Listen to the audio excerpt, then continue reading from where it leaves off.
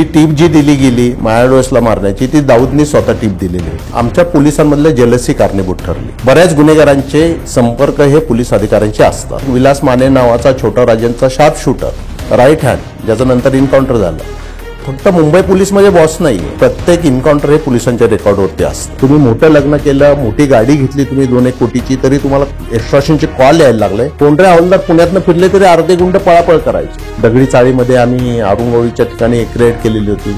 आम्हाला सुद्धा फसवणारी खबरी असते. पहिलं एन्काउंटर जे असतं ना ते तुम्हाला खूप डिस्टर्बिंग असतं. बाळासाहेबांचा मी बॉडीगार्डच होतो. आनंद दिघेंचे माझे खूप जवळचे संबंध होते. तर हर्थोदून मी लहानपणापासून म्हणजे 77 पासून आम्ही शाळेमध्ये एकत्र शिकलेलो आहोत. दिगूबाई अंबानींना किडनॅप करायचं, PV नरसिंहराव यांची जी नात होती तिला किडनॅप करायची. सगळ्यात जास्त पोलीस घाबरतो हे राजकारणी आहे. वाल्मिक कराड एका दिवसात तयार होत नाही.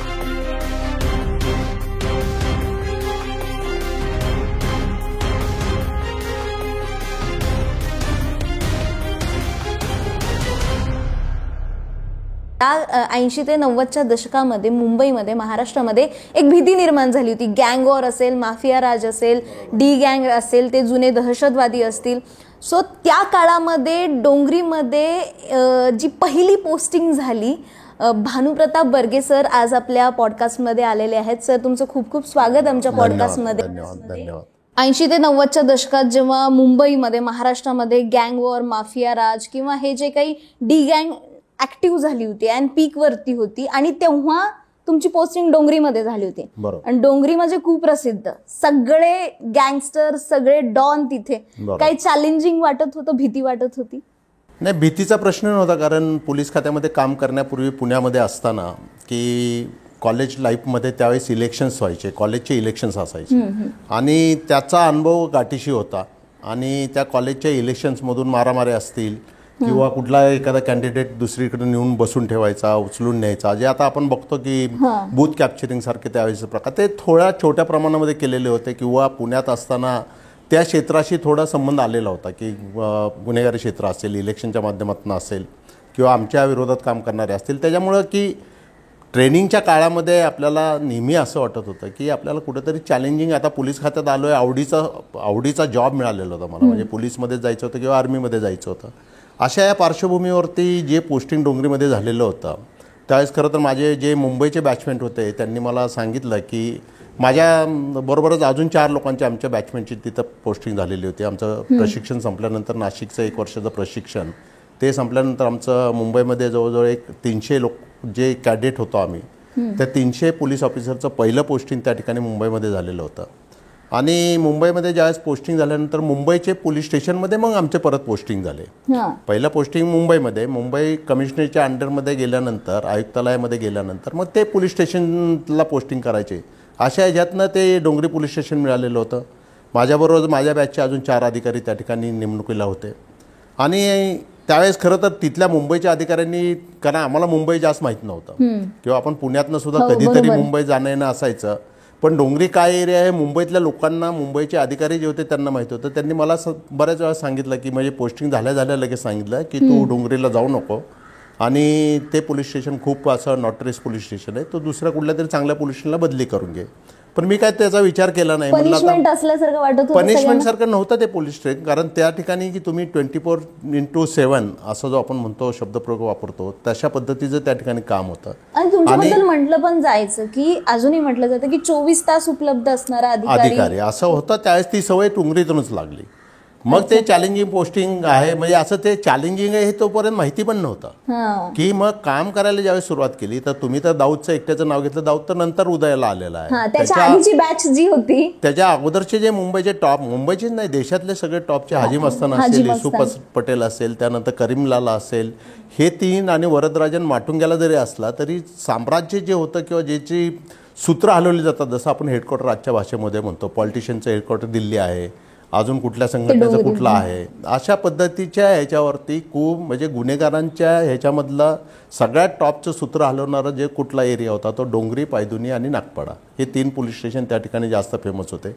त्यातल्या त्यात डोंगरी जास्त का त्या ठिकाणी बदनाम झालेलं होतं की त्या ठिकाणी बरेच अवैध धंदे म्हणतो आपण, की ज्यामध्ये एक अक्षरशः मार्केट, जसं आपलं मंडईचं मार्केट तुम्ही सब्जी मार्केट असतं तसं तिथं ते चारनळ एरियामध्ये गांजा, चरस, अफू अशा याचं मार्केट भरलेलं असायचं. म्हणजे ढीग तुम्ही गवारीचा शेंगाचा ढीग इकडे बघितलेला असेल, आपूचा ढीग कधी तुम्ही असं बघितलेलं नसतं. गांजाच्या पोत्यांचं त्या ठिकाणी पोती ठेवून गांजा विकला जातो हे कधी बघितलेलं नसेल. असा तो काळ होता आणि त्या काळामध्ये मग ते डोंगरी पोलीस स्टेशनला पहिलं पोस्टिंग झालेलं होतं आणि चॅलेंजिंग वाटत गेलं. का तर काम करायला मग तुम्ही पोलीस खात्यात आलाय, तुम्ही स्वतःहून आलेला आहे, तुमच्या आवडीचा जॉब तुम्हाला मिळालेला आहे.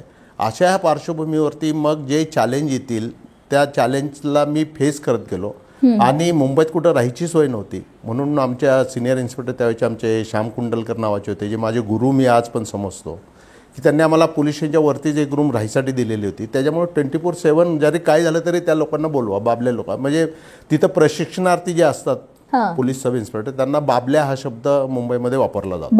बाबल्या त्या बाबल्या लोकांना बोलवा खाली. आम्ही काही झालं तरी त्या क्राईमचा विटनेस म्हणून आम्ही त्या ठिकाणी असायचो. ड्युटीवरती असो नाही तर नसो तरी आम्ही त्या ठिकाणी इंटरेस्टनी जायचो स्वतःहून आणि मग ते थोडं जे टीमवर्क असतं ते टीमवर्क पण व्हायचं आणि मग त्यातनं बऱ्याच गोष्टी काही शिकायला मिळत गेल्या. आणि त्यानंतर डी गँग त्यानंतर खरं डी गँग त्या 85-86 मध्ये की ज्यावेळेस दाऊद दुबईला पळून गेला त्यानंतर दुबईतनं ज्यावेळेस सूत्र हलवायला लागला आणि दाऊदच्या भावाचा शाबीर म्हणून जो होता सगळ्यात पहिला, त्या शाबीरचा पहिला मर्डर झाल्यानंतर पठाण टोळी आणि जी करीमलाला नाव घेतलेलं तुम्ही, पठाण टोळी आणि कोकणी टोळी, म्हणजे दाऊद टोळी नव्हतीच त्यावेळेस, कोकणी टोळी होती. कोकणी लोकांची, म्हणजे दाऊद कोकणातला होता. मुमके कणकोलीच्या जवळ मुमके नावाचं गाव आहे, ते दाऊदचं गाव आहे आणि दाऊदचे वडील पोलीस खात्यामध्ये हवालदार होते. क्राईम ब्रांचला त्यांची नेमणूक होती आणि दाऊद थोडा ह्या मार्गाला लागल्यामुळे मग तिथनं जे छोट्या अगोदर ते चोरीचापाटीचं काम करायचं, म्हणजे फसवणूक करून लुबाडणं, पोलीस आल्याचं धाक दाखवून पळून नेणं, पैसे घेऊन जाणं, अशा ह्याच्यातनं दाऊदची सुरुवात झालेली होती. आणि मी कोकणी गँग आणि पठाण गँग ह्याच्यामध्ये पहिला त्या ठिकाणी ठिणगी उडाली आणि शाबीर दाऊदच्या भावाचा ज्यावेळेस मर्डर झाला आणि नंतर मग समद खान जो करीमलालाचा पुतण्या होता तो सगळ्यात जास्त फेमस होता. त्यानंतर हमीद मजीद नावाचे होते दुसरा पठाण गँगमधलेच दुसरे लोक. अशा ह्याच्यातनं ते जे शाबीरचा मर्डर झाल्यानंतर मग दाऊद थोडं प्रस्थ वाढत गेलं. मग दाऊदच्या बरोबर मग बाकी लोक, छोटा राजन असेल किंवा तो नंतरच आला, त्याच्या अगोदर बडा राजन होता. अशा ह्या पार्श्वभूमीवरती की जे मुंबईतले मग 3 गँग त्या ठिकाणी तयार झाल्या, जे हाजी मस्तान, युसुफ पटेल हे जे मुख्यतः होते ते जागेचा कब्जा घेणे. हाजी मस्तान तर स्मगलिंगमध्ये सगळ्यात जास्त होता, युसुफ पटेल स्मगलिंग प्लस जागा कन्स्ट्रक्शन अशा त्या ह्याच्यामध्ये होता आणि करीमलाला नार्कोटिक्समध्ये जास्त होतं. हे 3 ज्या पूर्वीच्या गँग्स होत्या त्याच्या गँगमध्ये अजून एक भर पडली जी दाऊदची असेल, त्यानंतर अरुण असेल. मग ह्यांच्याबरोबर काम करणारे, मी माझं पुस्तक लिहितोय एक, त्या पुस्तकामध्ये पूर्ण हिस्ट्री त्याच्यामध्ये आलेली आहे की कोण कुठल्या गँगमध्ये होतं आणि कसं कुणावरती अटॅक झाल्यानंतर कसं कोण फुटत गेलं ते आजच्या परिस्थितीपर्यंत, म्हणजे पुण्याच्या गँगवरपर्यंत मी त्याच्यामध्ये लिहिलेलं आहे. ह्या पार्श्वभूमीवरती वरदराजन जर सोडला तर वरदराजन दारूचं काम जास्त करायचा, की इलिगल त्यावेळेस लिकरचं खूप मोठ्या प्रमाणात पासिंग व्हायचं आणि ते अँटॉफिल भागामधनं व्हायचं. वरदराजनचा एरिया जो सोडला तो अँटॉफिल माटुंगा भागाचा सोडला तर अख्ख्या मुंबईवरती, त्यावेळेस मुंबई म्हणजे त्यावेळेस जास्त मोठं नव्हतं, त्यावेळेस फार म्हणजे सायनपासून पुढचा भाग म्हणजे मुंबई समजला जायचा. उपनगरांमध्ये छोटा राजन किंवा बडा राजन ज्यावेळेस आला, बडा राजन अगोदर होता, बडा राजन चेंबूर वगैरे भागामध्ये मग त्यांचं प्रस्थ वाढलं. नंतर मग गुरु साटम असेल, अशोक जोशी असेल, अशा ह्याच्यातनं एक कांजूरमार, भांडूप वगैरेचं प्रस्थ नंतरच्या काळामध्ये वाढत गेलं. पण मग नंतर उदय जो झाला तो दाऊद टोळीचा उदय झाला, त्यानंतर अमरनाईक टोळीचा उदय झाला आणि अरुण गवळी टोळीचा उदय झाला. नंतर या 3 टोळ्या जास्त प्रामुख्याने ह्या गँगवार जे आपण म्हणतो चालू झालं ते जास्त सिस्टमॅटिक पद्धतीने ह्या 3 टोळ्यांमध्ये चालू झालं. आणि ज्यावेळेस दाऊद दुबईला गेला आणि दुबईवरनं ज्यावेळेस सूत्र हलवायला लागला मग त्यांचा प्रस्थ हे एक्स्टॉर्शनमध्ये झालं जास्त, म्हणजे की जाग्यांचे कब्जा घेणं, बिल्डर लोक त्यांचा वापर करून घ्यायला लागले. काही जे मोठे मोठे उद्योगपती होते त्यांचे पैशाचे किंवा कुठले काही दुसरे व्यवहार असेल किंवा संप असतील, दत्ता सामंताचा संप चालू असेल तो मोडीत काढायचा म्हणून काही लोकांनी गँगस्टरची मदत घेतली. अशा ह्याच्यातनं जे माफिया म्हणतो आपण, सिंडिकेट म्हणजे गँगवार वेगळं, त्यानंतर गँग्स वेगळ्या आणि माफियाज हे फार पुढचं जे शिकागोमध्ये चालू झालेलं होतं, जे आपण गॉडफादर नावाचं पिक्चर जर तुम्ही बघितलं असेल तर त्याच्यामध्ये तुम्हाला ती सिस्टीम जशी दिसते. मग ह्यांचा कब्जा हळूहळू संघटित होत गेले. हे संघटितमध्ये दुबईमध्ये बॉस सगळे सूत्र हलवत होता, परंतु काम करणारी मुलं असतील किंवा त्यांचे चेले असतील ते ह्या मुंबई या भागामध्ये, ठाणा या भागामध्ये जास्त वेगवेगळ्या भागामधले प्रमाणामध्ये होते आणि ते एकत्रित होत गेले. आणि अशा ह्याच्यातनं मग ते सगळं जागेचा कब्जा असेल, किडनॅपिंग असेल, एक्स्टॉर्शिंग असेल, दुसरं इलिगल धंदे असतील, दारू असेल, बाकीचं तुमचं स्मगलिंग असेल, त्या ठिकाणचं गोल्ड स्मगलिंग असेल, काही इलेक्ट्रॉनिक्स वस्तूंचं स्मगलिंग त्या काळामध्ये खूप मोठ्या प्रमाणात चालायचं, ते स्मगलिंग असेल. अशा ह्याच्यातनं ही माफिया जी स्टाईल सिंडिकेट चालू झाली ती दाऊदनी त्या काळामध्ये चालू केली. आणि दाऊदच्या बरोबर मग त्यावेळेस छोटा राजन जोडला गेला, त्याच्या विरोधामध्ये अरुण उभा राहिला, अमर नाईक उभा राहिला. आणि अशा ह्याच्यातनं मग ते गँगवॉरचं प्रस्थ जे तुम्ही 90च्या दशकामध्ये म्हणतो आपण जास्त चालू झालं, खरं 85-86 पासून हे चालू झालं, परंतु 90च्या दशकामध्ये त्याचा पीक पिरियड जो म्हणतो आपण तो जास्त मोठ्या प्रमाणात होता. तो ब्लास्ट होईपर्यंत तो राहिला. 93च्या ब्लास्टमध्ये मग ज्यावेळेस दाऊदनी देशाविरुद्ध काम केलं त्यावेळेस बरेच लोक त्यातनं फुटून गेले आणि त्यातलाच भाग म्हणून छोटा राजन सुद्धा त्याच्याबरोबर जो होता तो त्याच्यापासून फुटून निघून त्यांनी स्वतःचं नंतर CR म्हणतो आपण त्याला, छोटा राजन म्हणजे CR, डी गँग होती अगोदरची, ते CR त्याच्यामध्येच होता. नंतर त्यांनी स्वतःची ही छोटा राजन गँग तयार केली.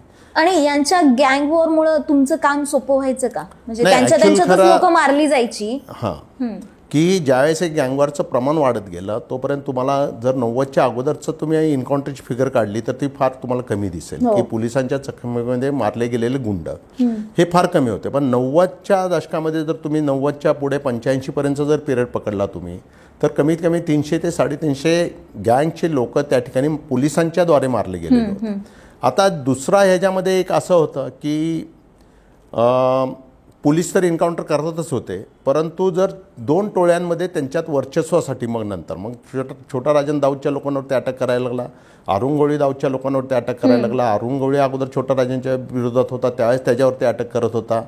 अशा या सर्व पार्श्वभूमीवरती गँगचं एन्काउंटर हे चालूच होतं. आम्ही म्हणत नाही की आमचं काम हलकं झालं, आमचं काम तर आम्ही करतच होतो, परंतु ज्यावेळेस हे गँग आपसामध्ये भिडत होत्या त्यावेळेस आमच्या दृष्टीने एक असा फायदा होत होता की एक त्यांच्याकडचा कोणतरी गँगस्टर कमी झाला की ज्याची दहशत असेल, किंवा शरद शेट्टी असेल, शरद शेट्टीला दुबईमध्येच मारला जिथं आम्ही जे जाऊन मारू शकत नाही, ते बाहेर त्याच्यावरती झालं. आता छोटा राजांवरती सुद्धा अटॅक हा थायलंडमध्ये झालेला होता. की हे जे प्रकार चालू होते खरं ह्याला माफियाचं स्वरूप आल्यामुळे की मेन माणूस त्या ठिकाणी असल्यामुळे, मेन बाहेरच्या देशांमध्ये असल्यामुळे बॉसेस, त्याचं प्रमाण जे होतं ते मुंबईमध्ये जास्त प्रमाणामध्ये रोडवरती आपल्याला जास्त जे त्यांच्यामधले गँगवॉर जे होतं ते जास्त मोठ्या प्रमाणामध्ये आपल्याला त्यावेळेस पाहायला मिळालं. आणि याच वेळेस 91चं शूटआउट लोखंडवाला गाजलं, पण त्याआधी तुम्ही जेव्हा माया डोळसवरती नजर ठेवून होतात, त्याला सरेंडर करायला सांगत होता, तेव्हा तुम्ही असं म्हटलं जातं बातम्यांमध्ये की तुम्ही दाऊदला कॉन्टॅक्ट केला होता मुंबई पोलिसांनी की त्यांना सांग सरेंडर व्हायला. नसेल होत तर मग पोलिसांनी दाऊदची काही लोक मारली. आणि त्याच्यामध्ये येडा गोपाळ, हे येडा गोपाळची काय स्टोरी आहे? येडा गोपाळ त्याच्यामध्ये नव्हता. दिलीप बुवा त्याच्यामध्ये, दिलीप बुवा आणि माया डोळस हे 2 गँगस्टर होते. येडा गोपाळ तो वेगळ्या एन्काउंटर आहे, त्याचा ह्या एन्काउंटरशी काही संबंध नव्हता. खरं तर हे पसरवायला किंवा र्युमर म्हणतो आपण किंवा अफवा ह्या तयार करण्याला आमच्या पोलिसांमधलं जेलसी कारणीभूत ठरली. की त्या काळामध्ये देशातलं पहिलं ATS जे सुरू केलं गेलं ते आमचं ATS होतं. म्हणजे AA खान ॲडिशनल कमिशनर होते, राममूर्ती साहेब कमिशनर होते त्यावेळेस. त्या काळामध्ये ह्यांनी की खरं तर बेस आमचा एक गँगस्टर आणि टेररिस्ट जे आपल्याला खलिस्तान मुवमेंट चालू होती आणि खलिस्तान देश स्वतंत्र करण्यासाठी म्हणून त्या ठिकाणी काही खलिस्तानी कमांडो फोर्ससारख्या दहशतवादी संघटना तयार झालेल्या होत्या. ह्याच संघटनांचं मुंबईमध्ये प्रस्थ वाढत चाललेलं होतं. मुंबईमध्ये एक्स्ट्रॉशन जास्त वाढलेले होते. गँगस्टरचे पण असतील आणि खलिस्तान कमांडो फोर्सवाले त्यांचे जे त्यांच्यासारख्या संघटना होत्या त्या लोकांचे सुद्धा एक्स्ट्रॉशन जास्त वाढलेलं होतं. ह्या पार्श्वभूमीवरती अँटी टेररिझम स्क्वॉड स्थापन करायची ठरवण्यात आलं आणि त्या स्क्वॉडमध्ये काम करायला देशातलं ते पहिलं, तोपर्यंत लोकांना ATS हा लॉंग फॉर्म सुद्धा माहीत नव्हता. ह्या ATSमध्ये काम करायची मला संधी त्यावेळेस त्या ठिकाणी मिळालेली होती.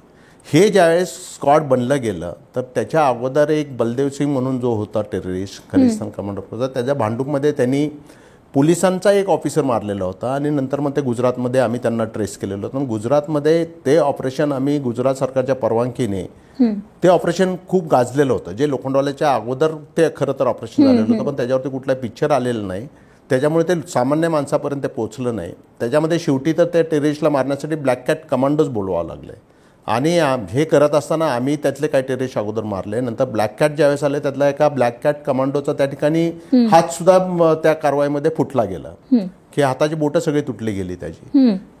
हे करत असतानाच एक मुंबईतले एक लोखंडवाला भागामध्ये एक बिल्डर होते. त्या बिल्डरला माया डोळसनी 50 लाख रुपयाची खंडणी मागितलेली होती. आणि खंडणी मागितल्यानंतर त्या बिल्डरनी ए खान साहेबांकडे त्यावेळेस तक्रार केलेली होती आणि त्यातूनही ऑपरेशन सुरुवात झालेलं होतं. जे कसं आहे की दाऊदला स्वतःला मोठं व्हायचं होतं म्हणून त्यांनी ही रूमर पसरवली. आमच्या विरोधात एक कारवाई खूप चांगली झाली म्हणून आमच्यातले काही जलसी वृत्तीचे जे अधिकारी होते, वरिष्ठ अधिकारी, त्या वरिष्ठ अधिकाऱ्यांनी ह्याला थोडं खतपाणी घातलं आणि त्याच्यामध्ये अफवा अशी तयार केली गेली की ही टीप जी दिली गेली माया डोळसला मारण्याची ती दाऊदने स्वतः टीप दिलेली होती. त्याच्यामध्ये कुठलंही तथ्य आज सुद्धा नव्हतं, त्यावेळेस सुद्धा नव्हतं. अच्छा, ती अफवा होती. अफवा का करतात हे तयार, तर दाऊदचं वर्चस्व वाढतं ऑटोमॅटिक, की दाऊदला क्रेडिट पोलिसांना मिळत नाही, क्रेडिट मिळत नाही आणि त्याचं वजन त्या ठिकाणी वाढतं की मी टीप दिली म्हणून माझे लोक मारले गेले. हे जे त्याला बिंबवायचं होतं ते काही त्याच्यामध्ये काही मीडियाचे लोक त्यांनी हाताशी धरलेले होते, पोलिसांचे लोक त्या ठिकाणी हाताशी धरलेले होते. त्याच्यामध्ये तर गुन्हे सुद्धा आमच्यावरती सुप्रीम कोर्टापर्यंत आमच्यावरती केसेस दाखल झाल्या, त्याच्यामध्ये आमच्या चौकशी झाल्या, पण कुठेही असं काही निष्पन्न झालेलं. आणि खरोखर मी आत्ता सांगतो की का खरं सांगतो आत्ता, तर आता त्याचा संबंध कुठलाच नाही, तो बिल्डरसुद्धा नाही आहे आता ज्याला धमकी आलेली होती. आणि MTNL ज्यावेळेस त्या बिल्डरचा फोन आहे त्यावेळेस मोबाईल नव्हते. महाराष्ट्र टेलिफोन निगम जे होतं त्या टेलिफोन लँडलाईन होता, लँडलाईनचा फोन आम्ही इंटरसेप्शनला लावलेला होता. त्या फोनवरनं बिल्डरला ज्यावेळेस कॉल केला गेला त्यावेळेस माया डोळस कुठनं कॉल करतोय ह्या फोन नंबरवरनं तो स्वाती बिल्डिंगचा ॲड्रेस मिळालेला होता आणि स्वाती बिल्डिंगचा ॲड्रेस मिळाल्यानंतर आम्ही त्या ठिकाणी ती कारवाई केलेली. म्हणजे इथं कुठेही संबंध कसाही कुठल्याही दाऊदने माया डोळसची टीप दिली नव्हती, 100% दिलेली नव्हती. बऱ्याच लोकांना ते त्यावेळेस पण माहिती होतं आणि आता सुद्धा माहिती आहे, परंतु त्यावेळेचा हा सेन्सिटिव्ह की आमचं क्रेडिट कमी व्हावं आणि दाऊदचं वजन वाढावं यासाठी म्हणून ती केलेली रूमर तयार. दाऊदची लोक किंवा दाऊद कोणाला थेट संपर्क करायचा मुंबई पोलिसांमध्ये? कसं आहे की असं पण ऐकलं की ए खान सरांना तो बोलायचा. नाही, ए खान सरांनाच नाही, की दाऊदचे ज्यावेळेस दाऊद 93चा ब्लास्ट करण्याच्या पूर्वीपर्यंत दाऊद हा एक साधा गुन्हेगार होता आणि बऱ्याच गुन्हेगारांचे संपर्क हे पोलीस अधिकाऱ्यांचे असतात. आता ते अधिकारी कुठल्या इंटेन्शननी त्यांच्या संपर्कात होते हे इंटेन्शन सगळ्यात जास्त महत्त्वाचं असतं. म्हणजे आज सुद्धा जर तुम्ही रेकॉर्ड काढून बघितलं तर एक विलास माने नावाचा छोटा राजांचा शार्प शूटर, राईट हँड, ज्याचं नंतर एन्काउंटर झालं, तो विलास मानेशी आम्ही ज्यावेळेस आम्ही स्वतः बोललेलो आहे, छोटा राजांशी त्यावेळेस आम्ही बोललेलो आहे, पण त्याच्या डायरी एंट्रीज आम्ही आमच्या रेकॉर्डवरती ठेवलेला आहे. गव्हर्नमेंटला त्याचा रिपोर्ट पाठवलेला आहे. का गव्हर्नमेंटला रिपोर्ट पाठवलेला आहे की आम्ही कुठल्या कारणास्तव यांच्याशी बोललेलो आहे, कुठल्या माहिती घेण्याकरता आम्ही यांच्याशी बोललेलो आहे, कुठल्या टेररिस्ट ऑर्गनायझेशनच्या संदर्भात ह्यांचे कनेक्शन थ्रू आम्हाला माहिती मिळणार आहे ते आम्ही घेण्यासाठी म्हणून त्यांच्याशी बोललेलो आहे. ज्यावेळेस तुमचं हे इंटेन्शन क्लिअर असतं, तुम्ही कुठल्याही वैयक्तिक इंटेन्शनसाठी, फायनान्शियली इंटेन्शनसाठी काम करत नाही आणि ज्यावेळेस वरिष्ठांना किंवा गव्हर्नमेंटला तुमच्या काय कारवाई चालू आहे त्या रायटिंगमध्ये माहिती असतात, त्यावेळेस तुम्हाला कुठलीही भीती बाळगायची कारण नसते. बोललं म्हणून त्यांचा संबंध तुम्ही त्यांच्याशी जोडू शकत नाही की कुठल्या कारणासाठी ते त्यांचं बोलणं झालेलं आहे हे बोलणं महत्त्वाचं. काही एक अधिकारी होता आमच्या अगोदरच्या बॅचचा होता, त्या अधिकाऱ्यांनी वेगळ्या इंटेन्शन बोलला, त्याला 311 केलं गेलं, खात्यातनं रिमूव्ह केलं गेलं त्यांना. कसं असतं की फक्त मुंबई पोलीसमध्ये बॉस नाही आहे, मुंबई पोलीस व्यतिरिक्त इंटेलिजन्स ब्युरो आहे, RAW आहे आपल्याकडे, CBI आहे, ह्यांचे सुद्धा ह्या लोकांवरती काही ना काही नजर असते किंवा काही ना काही त्यांचे इंटरसेप्शन चालू असतात किंवा कुठं त्या लोकांवरती फॉलोअप त्यांचा चालू असतो. म्हणून मुंबई पोलीस बोललेलं फक्त मुंबई पोलीस पुरतंच राहत नाही किंवा मी ॲज अ पोलीस अधिकारी म्हणून मी XYZ गुंडाशी बोललो ते फक्त आमच्या दोघांमध्ये राहत नसतं, त्या गुंडाच्या वरती नजर ठेवणाऱ्यांच्या थ्रू तो रिपोर्ट गव्हर्नमेंटला परत जात असतो आणि तो फक्त महाराष्ट्र गव्हर्नमेंटला जातो असं नाहीये, तो सेंट्रल गव्हर्नमेंटला पण जातो. म्हणजे की त्या ठिकाणी तुम्हाला प्रत्येक गोष्टीची काळजी घेऊनच कुठल्या स्टेप्स उचलायच्या कुठल्या उचलायच्या नाहीत हे त्या ठिकाणी ठरवायचं असतं. आणि अनलेस तुम्हाला वरिष्ठांचा सपोर्ट असल्याशिवाय आणि वरिष्ठांकडे तुमचं इंटेन्शन क्लिअर त्यांना जोपर्यंत समजत नाही तोपर्यंत हे कुणी करत नाही. आणि केलेलं असेल तर त्याचं रेकॉर्ड असतं आणि जर रेकॉर्ड नसेल तर विदाऊट इंटेन्शनने केलं आणि ज्याविषयी पकडला जातात त्याविषयी जेलमध्ये पोलीस अधिकारी गेलेले आहेत. कित्येक लोकांना पोलीस अधिकाऱ्यांनी 311 केलेलं आहे. सगळेच सारखे नसतात अशा पद्धतीचं हे आहे की सगळ्या क्षेत्रामध्ये आज आपण हे बघतो. आज आपण पॉलिटिशियनला तेच बोलतो, पोलीस खात्याबद्दल पूर्वी जास्त राग होता, आज पॉलिटिशियन बद्दल बोललं जातं, मीडियाबद्दल आज कित्येक लोक काय बोलतात हे तुम्ही आम्ही काही चर्चेचा आपला विषय नाहीये. परंतु प्रत्येक क्षेत्रामध्ये जसं काही ना काही चुकीचं त्या ठिकाणी सिस्टीमचा वापर केला जातो तसं पोलीस खात्यात सुद्धा झालेलं आहे. आता सिस्टीमचा विषय निघालाच आहे तर आधी जेव्हा एन्काउंटर व्हायचे म्हणजे स्पर्धा लागायची तुमच्यामध्ये कोण किती मारतं हे कॉम्पिटिशन होतं, उघडपणे बोललं जात होतं आणि तेव्हा काही लोकांवरती चौकशा बसल्या, त्यामध्ये तुमच्यावरती ती चौकशी बसली नाही पण नजर तुमच्यावरती पण होती कारण की तुम्ही पण जवळपास 18 ते 19 एन्काउंटर केले होते. हे कागदोपत्री एन्काउंटर होते पण असे काही होते ज्याची अधिकृत आकडा समोर आला नाही कारण की ती चर्चा होते, लोकांना कुतूहल असते की नक्की याच्यापेक्षा नक्कीच डबल मारले असावेत. काय आहे की जे एन्काउंटर होतं ते प्रत्येक एन्काउंटर हे पोलिसांच्या रेकॉर्डवरती असतं. कशा पद्धतीचं एन्काउंटर झालं आहे हे वेगळं आहे की फार अशा क्वचित कुठल्या अशा केसेस असतील की त्या रेकॉर्डवरती आलेल्या आहेत पण त्याला मग तुम्ही एन्काउंटर म्हणू शकत नाही, त्याला खून म्हणू शकता. जो अनडिटेक्टेड खून पोलिसांनी केले असतील तर एक एन्काउंटर म्हणतो. फेक एन्काउंटर म्हणजे ते रेकॉर्डवरती येतं. फेक जरी एन्काउंटर असेल तरी ते रेकॉर्डवरती येतच. अनऑफिशियली असं कुठंच होत नाही की एन्काउंटर पोलिसांनी केलेलं आहे, कुठल्या तरी माणसाला किंवा गुन्हेगाराला मारलेलं आहे आणि ते रेकॉर्डवरती आलेलं नाही असं आजपर्यंत एक सुद्धा उदाहरण तुम्हाला सापडणार नाही. पहिली गोष्ट. दुसरी गोष्ट जो आकडा तुम्ही बोलत गेला की नंतरच्या काळामध्ये ज्यावेळेस हे मुंबईतलं हे एक्स्ट्रॉशनचं प्रमाण किंवा गँगवॉर वाढलं, गँगमध्ये आपसामध्ये ओपन फायरिंग व्हायला लागल्या. ओपन फायरिंगमध्ये सामान्य माणसं जसं कांजूरमार्ग भांडूपच्या एका इन्सिडेंटमध्ये दिलीप बा मायाडोळस यांनीच फायरिंग केलेल्यामध्ये 2 सामान्य व्यक्ती त्या ठिकाणी मारल्या गेल्या. त्यांनी गोळीबार विरोधकावरती केला पण विरोधावरती गँगवॉरचं एक महत्त्वाचं काय असतं की गँगस्टरचं असेल किंवा कुठल्याही टेररिस्ट ऑर्गनायझेशनचं असेल की त्यांना बंधन नाही आहे की मारहाण करताना किंवा गोळीबार करताना त्यात सामान्य माणूस मेला तरी त्यांना परवा नसते. पोलीस ज्यावेळेस एन्काउंटरसाठी गोळीबार करतात त्यावेळेस त्यांना फक्त गुन्हेगारालाच मारायचं असतं. सामान्य माणूस त्या ठिकाणी असेल तर आपण कुठलीही कारवाई करत नाही. एक वेळ गुन्हेगार सुटला तरी चालेल पण सामान्य माणूस वाचवायचा प्रयत्न करतो.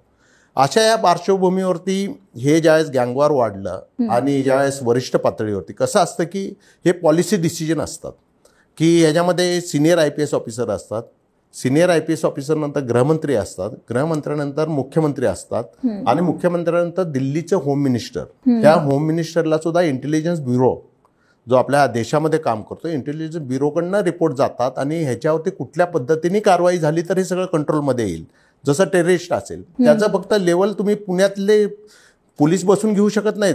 टेररिस्टच्या विरुद्ध कशा पद्धतीची कारवाई करायला पाहिजे, जी कारवाई करायची असते त्याचं नियोजन दिल्लीपासून सुरुवात होतं आणि मग ते कुठल्या स्टेजपर्यंत जायला पाहिजे हे ठरतं. ज्यावेळेस हे 90मध्ये हे गँगवॉर वाढत गेलं, सामान्य लोक भरली जायला लागली, तुम्ही मोठं लग्न केलं, मोठी गाडी घेतली तुम्ही 2-1 कोटीची तरी तुम्हाला एक्स्ट्रॉशनचे कॉल यायला लागले, त्यावेळेस मुंबईमधला व्यापारी जगत त्या ठिकाणी हादरलं गेलं. त्या ठिकाणी जे मोठे मोठे उद्योगपती आहेत ते हादरले गेले. त्या ठिकाणी एक्स्ट्रॉशन जसा ईस्ट वेस्ट एअरलाईनचा वाहिदुद्दीन म्हणून होता त्याचा मर्डर झाला, कुकरेजा म्हणून बिल्डर चेंबूरचा होता त्याचा मर्डर झाला.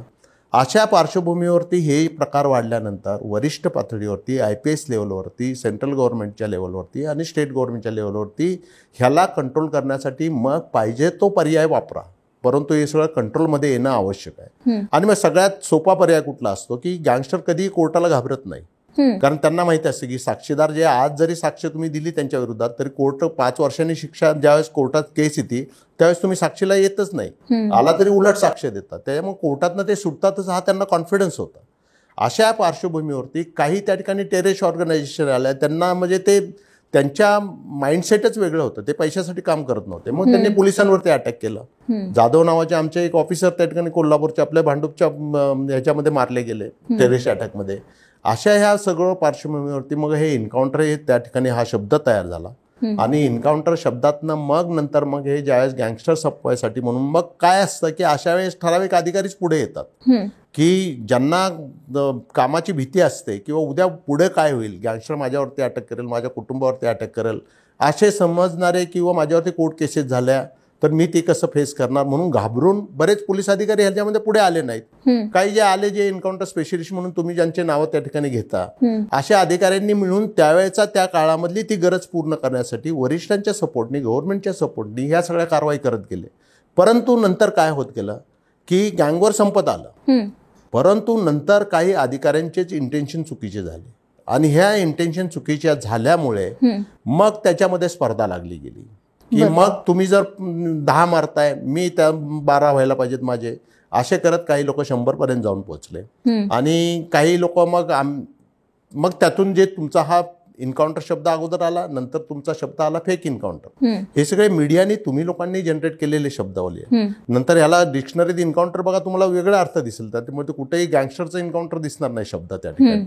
अशा ज्यातनं हे शब्द तयार होत गेले, मग प्रसिद्धी मिळत गेली. म्हणजे नंतरच्या काळात तर असं झालं की रिपोर्टर्स म्हणायला लागले आम्ही तर आता साच्याच बनवून ठेवलेलं. त्यावेळेस तुम्हाला ते कॉम्प्युटर नव्हता, त्यावेळेस ते साच्या बनवून म्हणले आम्ही ते शब्द जुळूनच ठेवलेले आहेत की फक्त जागा, गुंडाचं नाव, गुन्हेगाराचं नाव, जागा कुठली आणि किती गोळ्या लागल्या आणि पोलिसाला कसं लागलं एवढंच फक्त मोकळं ठेवतो, बाकी आमचं साच्या ठरलेला आहे.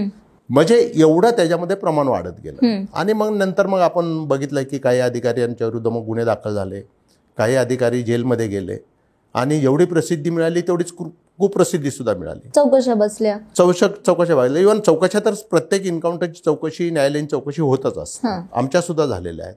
सुदैवाने आमचं जे स्क्वॉड ATS होतं पहिला, जे AA खानच्या अंडरमध्ये आम्ही काम केलेलं आहे, त्यातले एक सुद्धा अधिकारी आजपर्यंत जेलमध्ये गेलेला नाही. आम्हाला त्याच्यामध्ये आनंद जास्त झाला की नंबर किती झाले हे आम्ही कधी काउंट केले नाहीत, परंतु आमच्या सुदैवाने म्हणा किंवा तुमचा नंबर 19 होता. मी 19 मध्ये होतो. आणि 19 हा आकडा तसा खूप मोठा आहे. आता त्यावेळेस कसं असतं की ज्यावेळेस समोरचा 19 कधीपर्यंत मोठा होता की जोपर्यंत 25 होत नाही तोपर्यंत 19 मोठा वाटतो. 25 झाल्यानंतर 19 लहान वाटतो. मग मी माझं लहान समजायला लागतो. मग मी 25 करायची तयारी करतो, तोपर्यंत दुसरा 50 केलेले असतात. मग मी 50चा आकडा पार करायचा. जसं आपण हे शाळेतली कॉम्पिटिशन असते, आपला नंबर येतो, त्या पद्धतीचे थोडं वातावरण त्याच्या काळामध्ये तयार झालेलं होतं. परंतु कुठं थांबायचं हे ज्याला समजतं तो पोलीस खात्यामध्ये नक्कीच चांगल्या पद्धतीने काम करू शकतो. दुसरा की त्यातून बाहेर पडू शकतो. आता ज्यांच्यावरती चौकशा बसल्या होत्या त्यांचं असं म्हणणं आहे, त्यांनी ओपनली ऑन कॅमेरा असं सांगितलं की हा आमच्यात कॉम्पिटिशन होतं, कोण किती मारतं, कोणाचे आकडे वाढतात, हे आम्ही त्यामध्ये गेलो. पण जेव्हा गँग वॉर होतं, ते संपवायचं होतं, तेव्हा आम्हाला क्लिअरली आदेश दिले होते की तुम्ही मारा, ठोका, जागीच मारा. पण त्यानंतर जेव्हा गँग वॉर संपलं, गरज संपली आमची, तेव्हा आम्हाला हे रिवॉर्ड दिले. असं तर त्याच्यामध्ये मी असं म्हणेल की हे कुठं नाहीये की तुम्ही जोपर्यंत तुमच्या संपादकांच्या मर्जीमध्ये आहात, संपादक सांगाल ते सगळं काम करता, परंतु एखादं चुकीचं काही झालं, संपादकांना ते माहिती सुद्धा असतं. परंतु ज्यावेळेस पब्लिक उद्रेक होतो किंवा ज्यावेळेस कॉन्ट्रोवर्सी चालू होती, त्यावेळेस कॉन्ट्रोवर्सी ज्यावेळेस तयार होती त्यावेळेस तुमच्या मागे कोणी उभा राहत नाही. बरोबर. परिस्थिती त्यावेळेची तशी होती, त्यावेळेस त्यांनी वापर करून घेतला. आणि आमच्यात पण कॉम्पिटिशन कोण लावतं की जे वरिष्ठ असतात तेच कॉम्पिटिशन लावतात ना, की माझा एक ग्रुप तयार करायचा, तुमचा एक ग्रुप करायचा. का तर 2-3 ग्रुप झाले तर एक कुणी वरचढ होत नाही. एक दुसऱ्याला संपवायसाठी म्हणून त्यांचा नंतर वापर केला जाऊ शकतो. आणि तिसरी गोष्ट म्हणजे की काय आपण त्याच्यामध्ये मराठीमध्ये शब्दच आहे की दोघांची भांडणं तिसऱ्याचा फायदा, काय आपण म्हणतो तसा, की माझ्या दोघांमध्ये राहिलं तर तिसरा अजून नवीन कोणतरी उदयाला येतो, मग आमच्या दोघांना संपवलं जातं, तिसरा पुढे येतो. हे सिस्टीम आपल्याकडेच नाहीये. तुम्ही जर शिकागो PD नावाचं एक वेब सिरीज, खूप छान वेब सिरीज आहे आणि रिअल फॅक्ट्सवरती गुन्हेगारी क्षेत्रातल्या शिकागो पोलीस डिपार्टमेंट, PD म्हणजे पोलीस डिपार्टमेंट, हे जर बघितलं तर त्याच्यात सुद्धा तुम्हाला हाच दिसेल प्रकार की जोपर्यंत गव्हर्नमेंटला गरज असती तोपर्यंत गव्हर्नमेंट तुमचा वापर करून घेत असतं. आणि मग त्यावेळेस तुमची बुद्धी जी आहे ती शाबूत असणं आवश्यक असतं की करताना सुद्धा कायदेशीर पद्धतीने कुठल्या गोष्टी कशा करता येतील. आणि मग त्यातून दुसरं, मग तुम्ही एन्काउंटर केले, तुम्ही फेमस झाला, म्हणून मग तुमच्यासारख्या मोहिनीला मी फोन केला आणि मोहिनी कुठल्याही गुन्हेगारी क्षेत्राशी काही नाही, पण मोहिनी खूप मोठे उद्योगपती आहे म्हणून तू आम्हाला 50 लाख रुपये पाठवून दे. मग मीच एक्स्ट्रॉशन करायला लागलो, म्हणजे खाकी वर्दीमधला मीच गुन्हेगार झालो ना. मग अशा पद्धतीच्या कॉन्ट्रोवर्सी खूप होत गेल्या.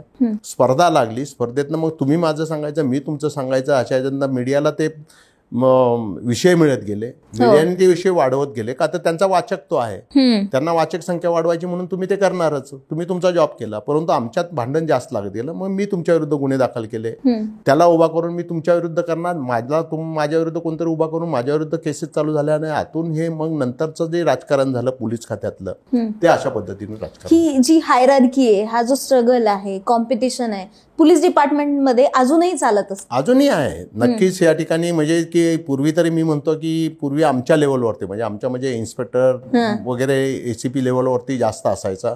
परंतु आता IPS लेवलवरती पण हा प्रकार आपल्याला बघायला मिळेल की तुम्ही काही नजीकच्या काळातल्या केसेस बघा की IPSच्या विरोधामध्ये त्या ठिकाणी स्टेटमेंट केलेलं आहे किंवा त्यांच्या विरुद्ध कामं केलेली आहेत.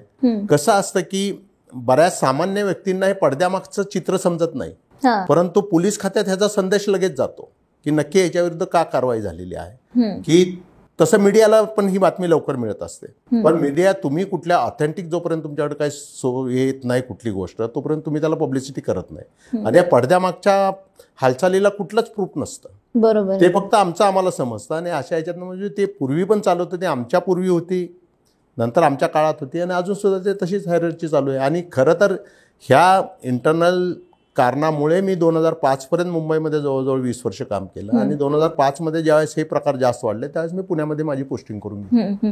तुम्ही मुंबईत असताना ए खान सरांच्या टीमचा भाग होता. बरोबर. आणि त्यांनी पण कदाचित याच पॉलिटिक्समुळे लवकर राजीनामा देणं किंवा रिटायरमेंट घेणं असं काही होतं का? नाही, खरी गोष्ट आहे ती. कारण त्यावेळेसच्या गव्हर्नमेंटच्या लेवलवरती गव्हर्नमेंटच चेंज झालं. आणि ज्यावेळेस गव्हर्नमेंट चेंज झालं त्यावेळेस कसं असतं की आजकाल म्हणून मी म्हणजे आजच्या अधिकाऱ्यांना नावं ठेवतो असं म्हणण्याचा प्रश्न नाही त्याच्यामध्ये, की स्वाभिमानाने काम करणारे अधिकारी त्या काळामध्ये मोठ्या प्रमाणामध्ये होते. आपण जर मीरा वरोणकर मॅडम ज्या IPS होत्या, आपल्या पुण्याच्या कमिशनर, त्या DG म्हणून रिटायर झालेले, त्यांचं पुस्तक जर आता मॅडम कमिशनर वाचलं आपण, तर त्याच्यामध्ये खूप तुम्हाला चांगल्या गोष्टी तुम्हाला पण समजतील, तुमच्या माध्यमातून वाचकांपर्यंत समजतील, की अशा अधिकाऱ्यांची कमतरता आज आपल्याला जास्त मोठ्या प्रमाणामध्ये दिसते. माझ्या काळामध्ये मला संधी अशी मिळाली की मला प्रत्येक ठिकाणी अशा अधिकाऱ्याबरोबरच काम करायची संधी मिळाली. आणि त्याच्यामुळे माझं काम जे आहे ते मला काम ते त्याच्यामध्ये चांगलं वाटत गेलं. म्हणजे नंतरच्या काळात तर मला एन्काउंटर अगोदर पहिले 1-2 एन्काउंटर वाटले, आपण खूप मोठी पुशारकी केली. पण नंतरच्या काळामध्ये मला ज्यावेळेस मी ह्या वेश्या व्यवसायातनं मुलींची सुटका केली, जवळजवर 150 मुलींची सुटका त्या ठिकाणी केली. एक मुलगी सोडवली तरी मला खूप चांगला आनंद मिळायचा त्याच्यामध्ये. म्हणजे एन्काउंटरमध्ये जेवढं मला त्या ठिकाणी काही वाटलं नाही, एन्काउंटरपेक्षा हे आपण खूप चांगली मानवतेच्या दृष्टीतून असेल किंवा जे मानसिक समाधान देणारी कुठली गोष्ट असेल तर ती एन्काउंटर नसते. कुणाला तुम्ही सामान्य घरातला चोरी झालेली आहे, ज्याची साधारणतः 10,000ची का चोरी व्हायना, पण त्याच्या दृष्टीने ती मोठी आहे. तो चोर पकडून त्याला ते गळ्यातलं त्याची चेन असेल ते मिळून देणं, त्याचा आनंद जो बघताना आपल्याला मिळतो तो तुम्हाला एन्काउंटर केल्यानंतर आनंद मिळतच नाही. काय मानसिक स्थिती असते जेव्हा तुम्ही एखाद्याला गोळी मारता, तो माणूस मारून टाकता त्या व्यक्तीला, ते एन्काउंटर, तो आरोपी जरी असेल तेव्हा काहीतरी घालमेल असेल, भीती असेल, कसं असतं की कुठल्याही एन्काउंटर जे तुम्ही बघितलं, कुठल्या एन्काउंटरचा स्टडी करा, की फार क्वचित असं असेल की त्याची बॅकग्राऊंड जी आहे गुन्हेगाराची, ती बॅकग्राऊंड खूप चांगली किंवा चांगली पण म्हणता येत नाही, चांगली नसतेच 100%, परंतु वर्स्ट आपण म्हणतो की वाईट, म्हणजे चांगल्यापेक्षा वाईटातली वाईट जे गुन्हेगार आहेत त्यांचेच एन्काउंटर झालेले तुम्हाला कधीही दिसतील.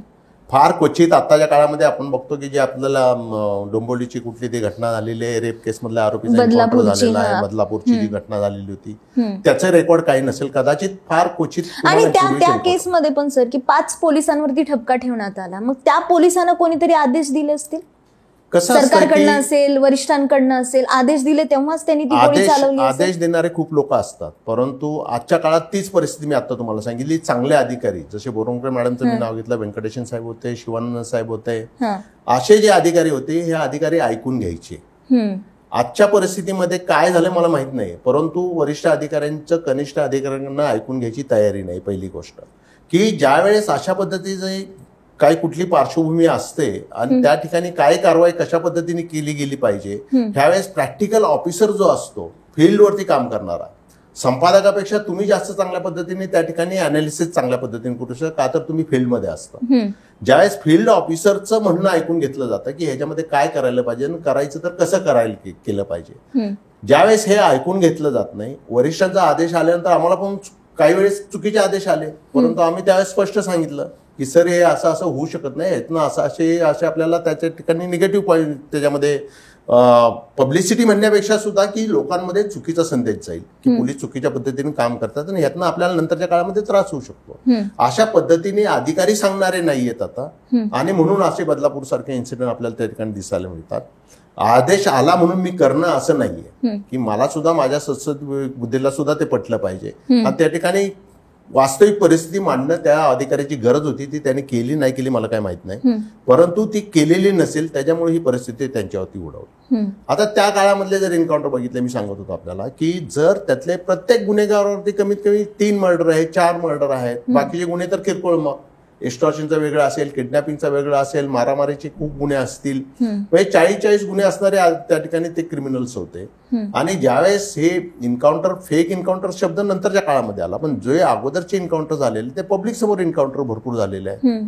आता लोखंडवालाचं जे फायरिंग होतं ते लाईव्ह होतं आणि लाईव्ह होतं. म्हणजे त्या ठिकाणी प्रणव रॉय त्यांचं ते न्यूज ट्रॅक म्हणून त्यावेळेस मोठी ती सीडी यायची, त्यावेळेस चॅनल नव्हते तुमचे, 15 दिवसात एकदा ते सीडी यायची, ती न्यूज ट्रॅक वरती लाईव्ह. ते आज सुद्धा तुम्ही युट्यूब वरती टाकलं रिअल शूटआउट ॲट लोखंडवाला तर तुम्हाला लाईव्ह बघता येतं. भांडूप खेडेवाड्यामध्ये सरदारजी मारले ज्यावेळेस खलिस्तान कमांडो फोर्सचे, जो 16 तास चाललेलं ऑपरेशन होतं ते. म्हणजे की असे सुद्धा ऑपरेशन झालेले त्या पद्धतीचे ऑपरेशन. आणि मग नंतर तुम्ही नावासाठी, नंबरसाठी केलेलं ऑपरेशन, ह्याच्यामध्ये थोडी तफावत होत गेली आणि त्यातून मग हे कॉन्ट्रोवर्सी तयार होत गेली. आणि त्यावेळेस ज्या चौकशा बसायच्या, म्हणजे एक आहे की तुम्ही जितकं फेमस व्हाल तेव्हा लोकांच्या नजरेत येता आणि तेव्हाच तुम्ही कुठेतरी अडकता, असं व्हायचं तेव्हा. कसं असतं की पोलीस खात्यातलं काम हे कधीच तुम्ही 100% कधीच सरळ पद्धतीने करू शकत नाही, कुठलंही काम असेल. म्हणजे सरळ पद्धतीने म्हणजे मी तेच सांगतो तुम्हाला की साधी चोरी जरी तुमच्या घरामध्ये झाली तरी गुन्हेगाराला मी आणलं, त्याला मी तर खाली बसवायचं नाही असं सरकारी रूल आहे, त्याला बेड्या घालायच्या नाही असं सरकारी रूल आहे, कोर्टात नेताना त्याला बेड्या हातात ठेवायच्या नाही हा सरकारी रूल आहे, त्याला मी त्याचा व्यवस्थित त्याला जेलमध्ये ठेवला तरी त्याला 2 वेळ जेवण खाणं देणार आहे. जर मी एवढी चांगली ट्रीटमेंट दिली तर तो गुन्हेगार कबूल होईल का तुमच्या घरामध्ये चोरी केली म्हणून?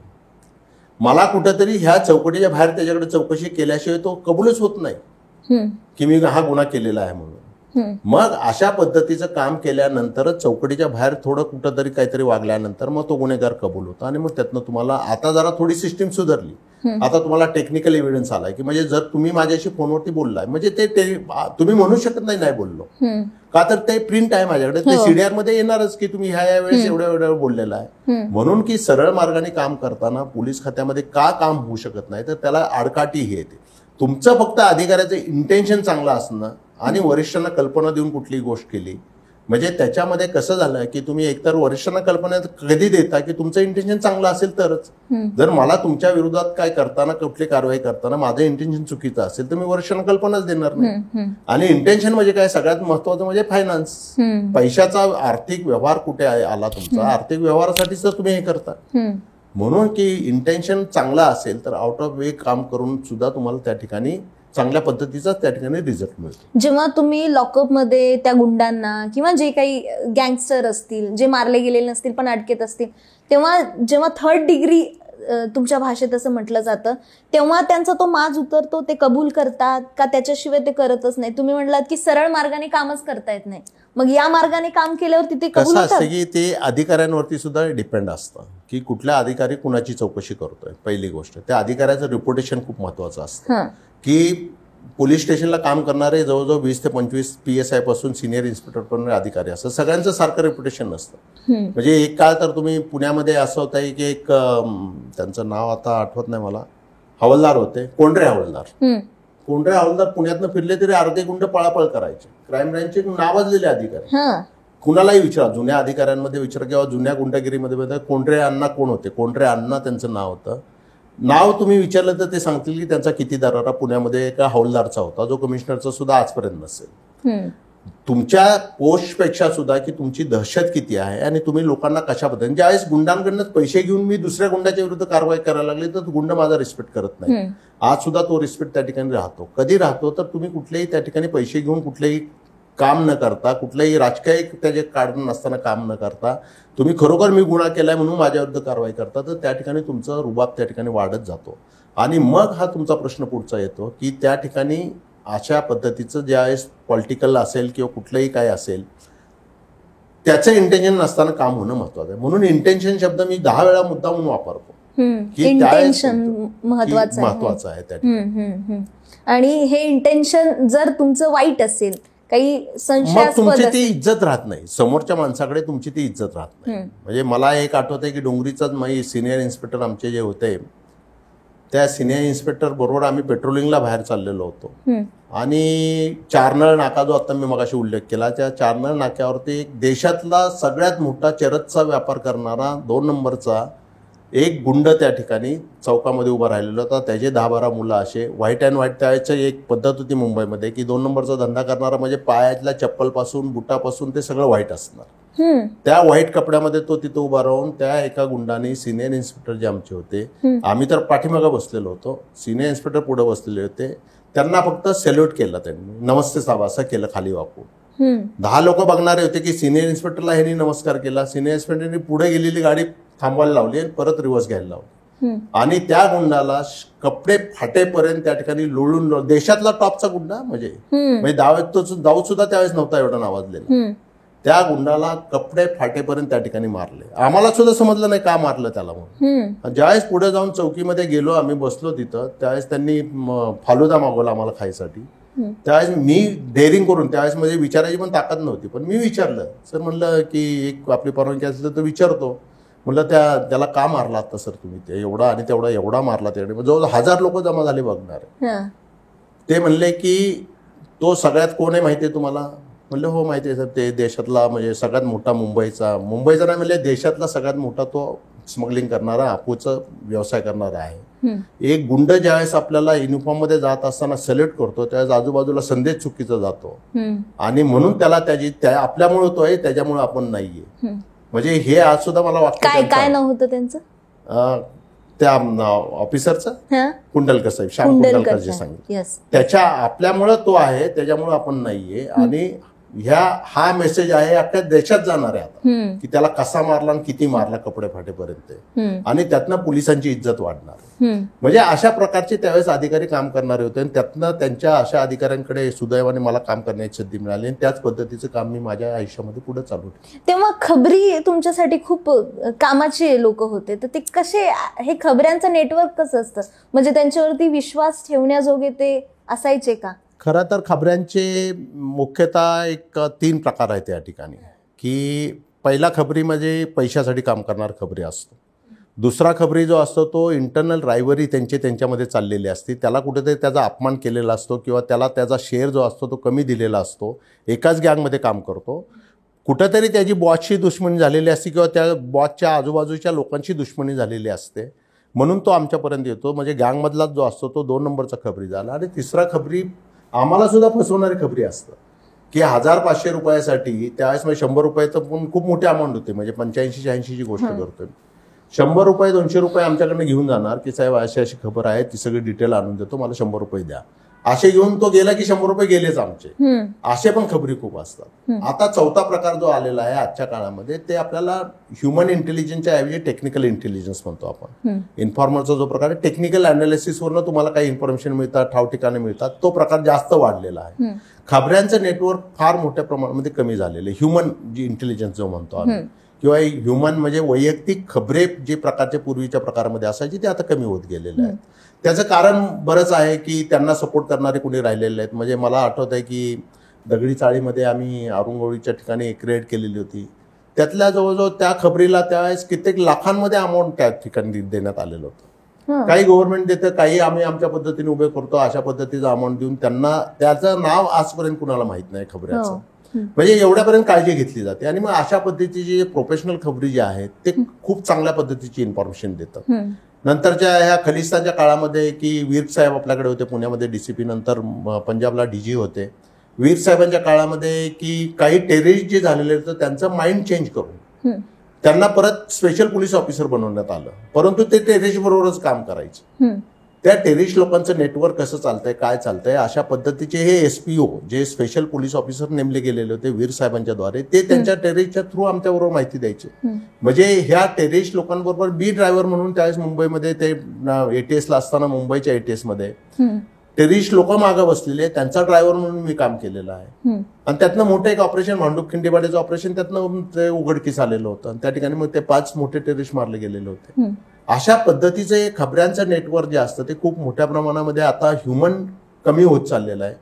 आणि आजकाल बॉस सुद्धा दुबईत बसून जर ऑर्डर देत असेल तर इथल्या खबऱ्याला समजणार नाही तो कुणाला काय भेटतोय काय नाही. मग त्या काळामध्ये आम्ही दुबईला काही बार डान्सर जात होत्या, त्या बार डान्सर ज्या बारमध्ये तिथं जाऊन डान्स करायच्या, काम करायच्या, त्या बार डान्सर्स आम्ही नेटवर्क तयार केलं. त्यातल्या काही बार डान्सर आम्हाला तिथलं लाईव्ह सगळं आम्हाला त्या ठिकाणी रोजच्या रोज कळवायच्या. म्हणजे अशा पद्धतीचं ह्युमन इंटेलिजन्स त्यावेळेच्या काळामध्ये जे होतं ते आता राहिलेलं नाही. अच्छा. आणि तुम्ही जे 19 एन्काउंटर केले होते त्या 19 मधले असं काही सांगू शकता, म्हणजे तुमची त्यावेळेस काय मनस्थिती होती? काही केस तुमच्यावरती परिणाम करणारे ठरले का, तुमच्या मानसिक स्थितीवरती? नाही, कसं असतं की पहिलं एन्काउंटर जे असतं ना ते तुम्हाला खूप डिस्टर्बिंग असतं.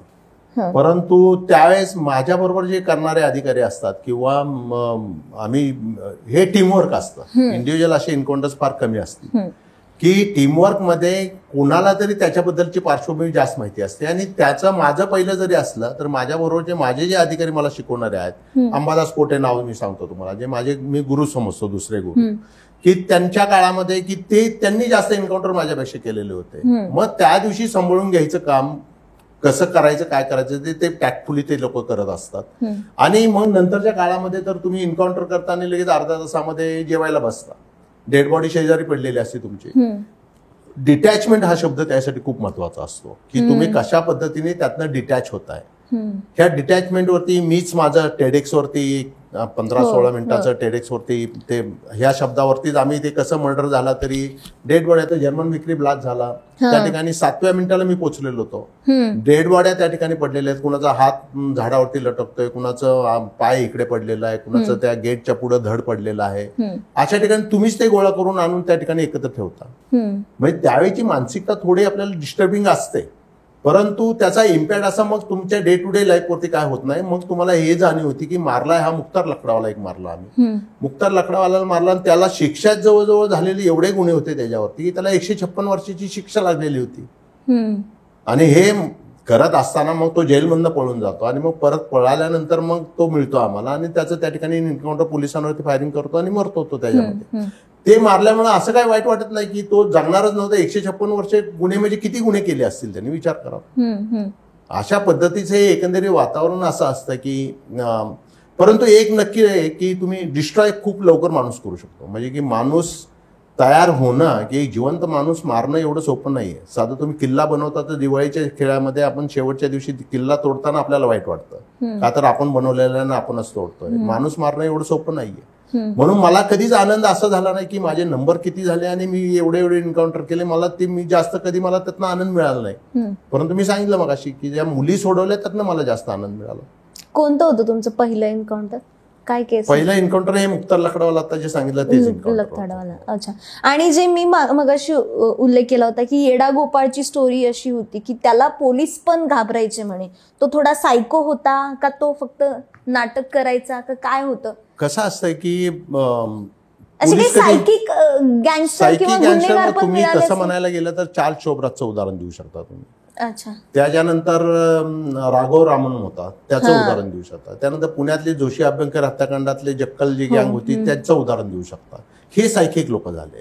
किंवा मनोरुग्ण जो असतो तो मनोरुग्ण त्याला इंटेन्शनली तो पैशासाठी कुणाला मारत नाही, कुणाला धमकी देऊन 50 लाख दिले नाहीत म्हणून त्याचा मर्डर करत नाही, तो मनोरुग्ण आहे. मनोरुग्ण येडा गोपाळ का त्याचे ते स्वतःला जसं लंबू शकील, येडा गोपाळ हे पुण्यातले आहेत की जंगली सलीम का तर तो जंगली सारखं राहतो वागतो म्हणून का तर त्याच्यावर हे स्वतःची नावं स्वतः टोपण नावं तयार करून घेतात, दहशत निर्माण करायला. आणि नॉर्मली तुम्हाला आजपर्यंत सांगतो की पोलीस जसं घाबरत नाहीत. गुंड जे असतात त्याच्या गुंडांमध्ये सुद्धा की वेगवेगळे प्रकार असतात की आजपर्यंत मुंबईमध्ये तुम्ही दाऊदचे एवढे लोक मारले, छोटाराजेंचे एवढे लोक मारले, अरुंगोळीचे एवढे लोक मारले म्हणून कुणी पोलिसांवरती अटॅक केलेले एक सुद्धा केस तुम्हाला आजपर्यंत दिसणार नाही. एकच फक्त उदाहरण असं आहे की प्रकाश लावण नावाचा अधिकारी गुरु साटम टोळीकडनं गुरु साटमने त्या ठिकाणी गोळी घालून मारलेला होता.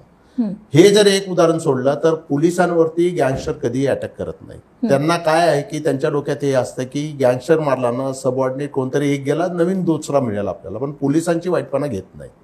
टेररिस्ट लोकांमध्ये ज्यावेळेस फाईट करता तुम्ही त्यावेळेस टेररिस्टचं हे देश ते आपल्याला स्वतःला देशप्रेमी समजतात किंवा देशाच्या स्वातंत्र्यासाठी काम करणारे समजतात.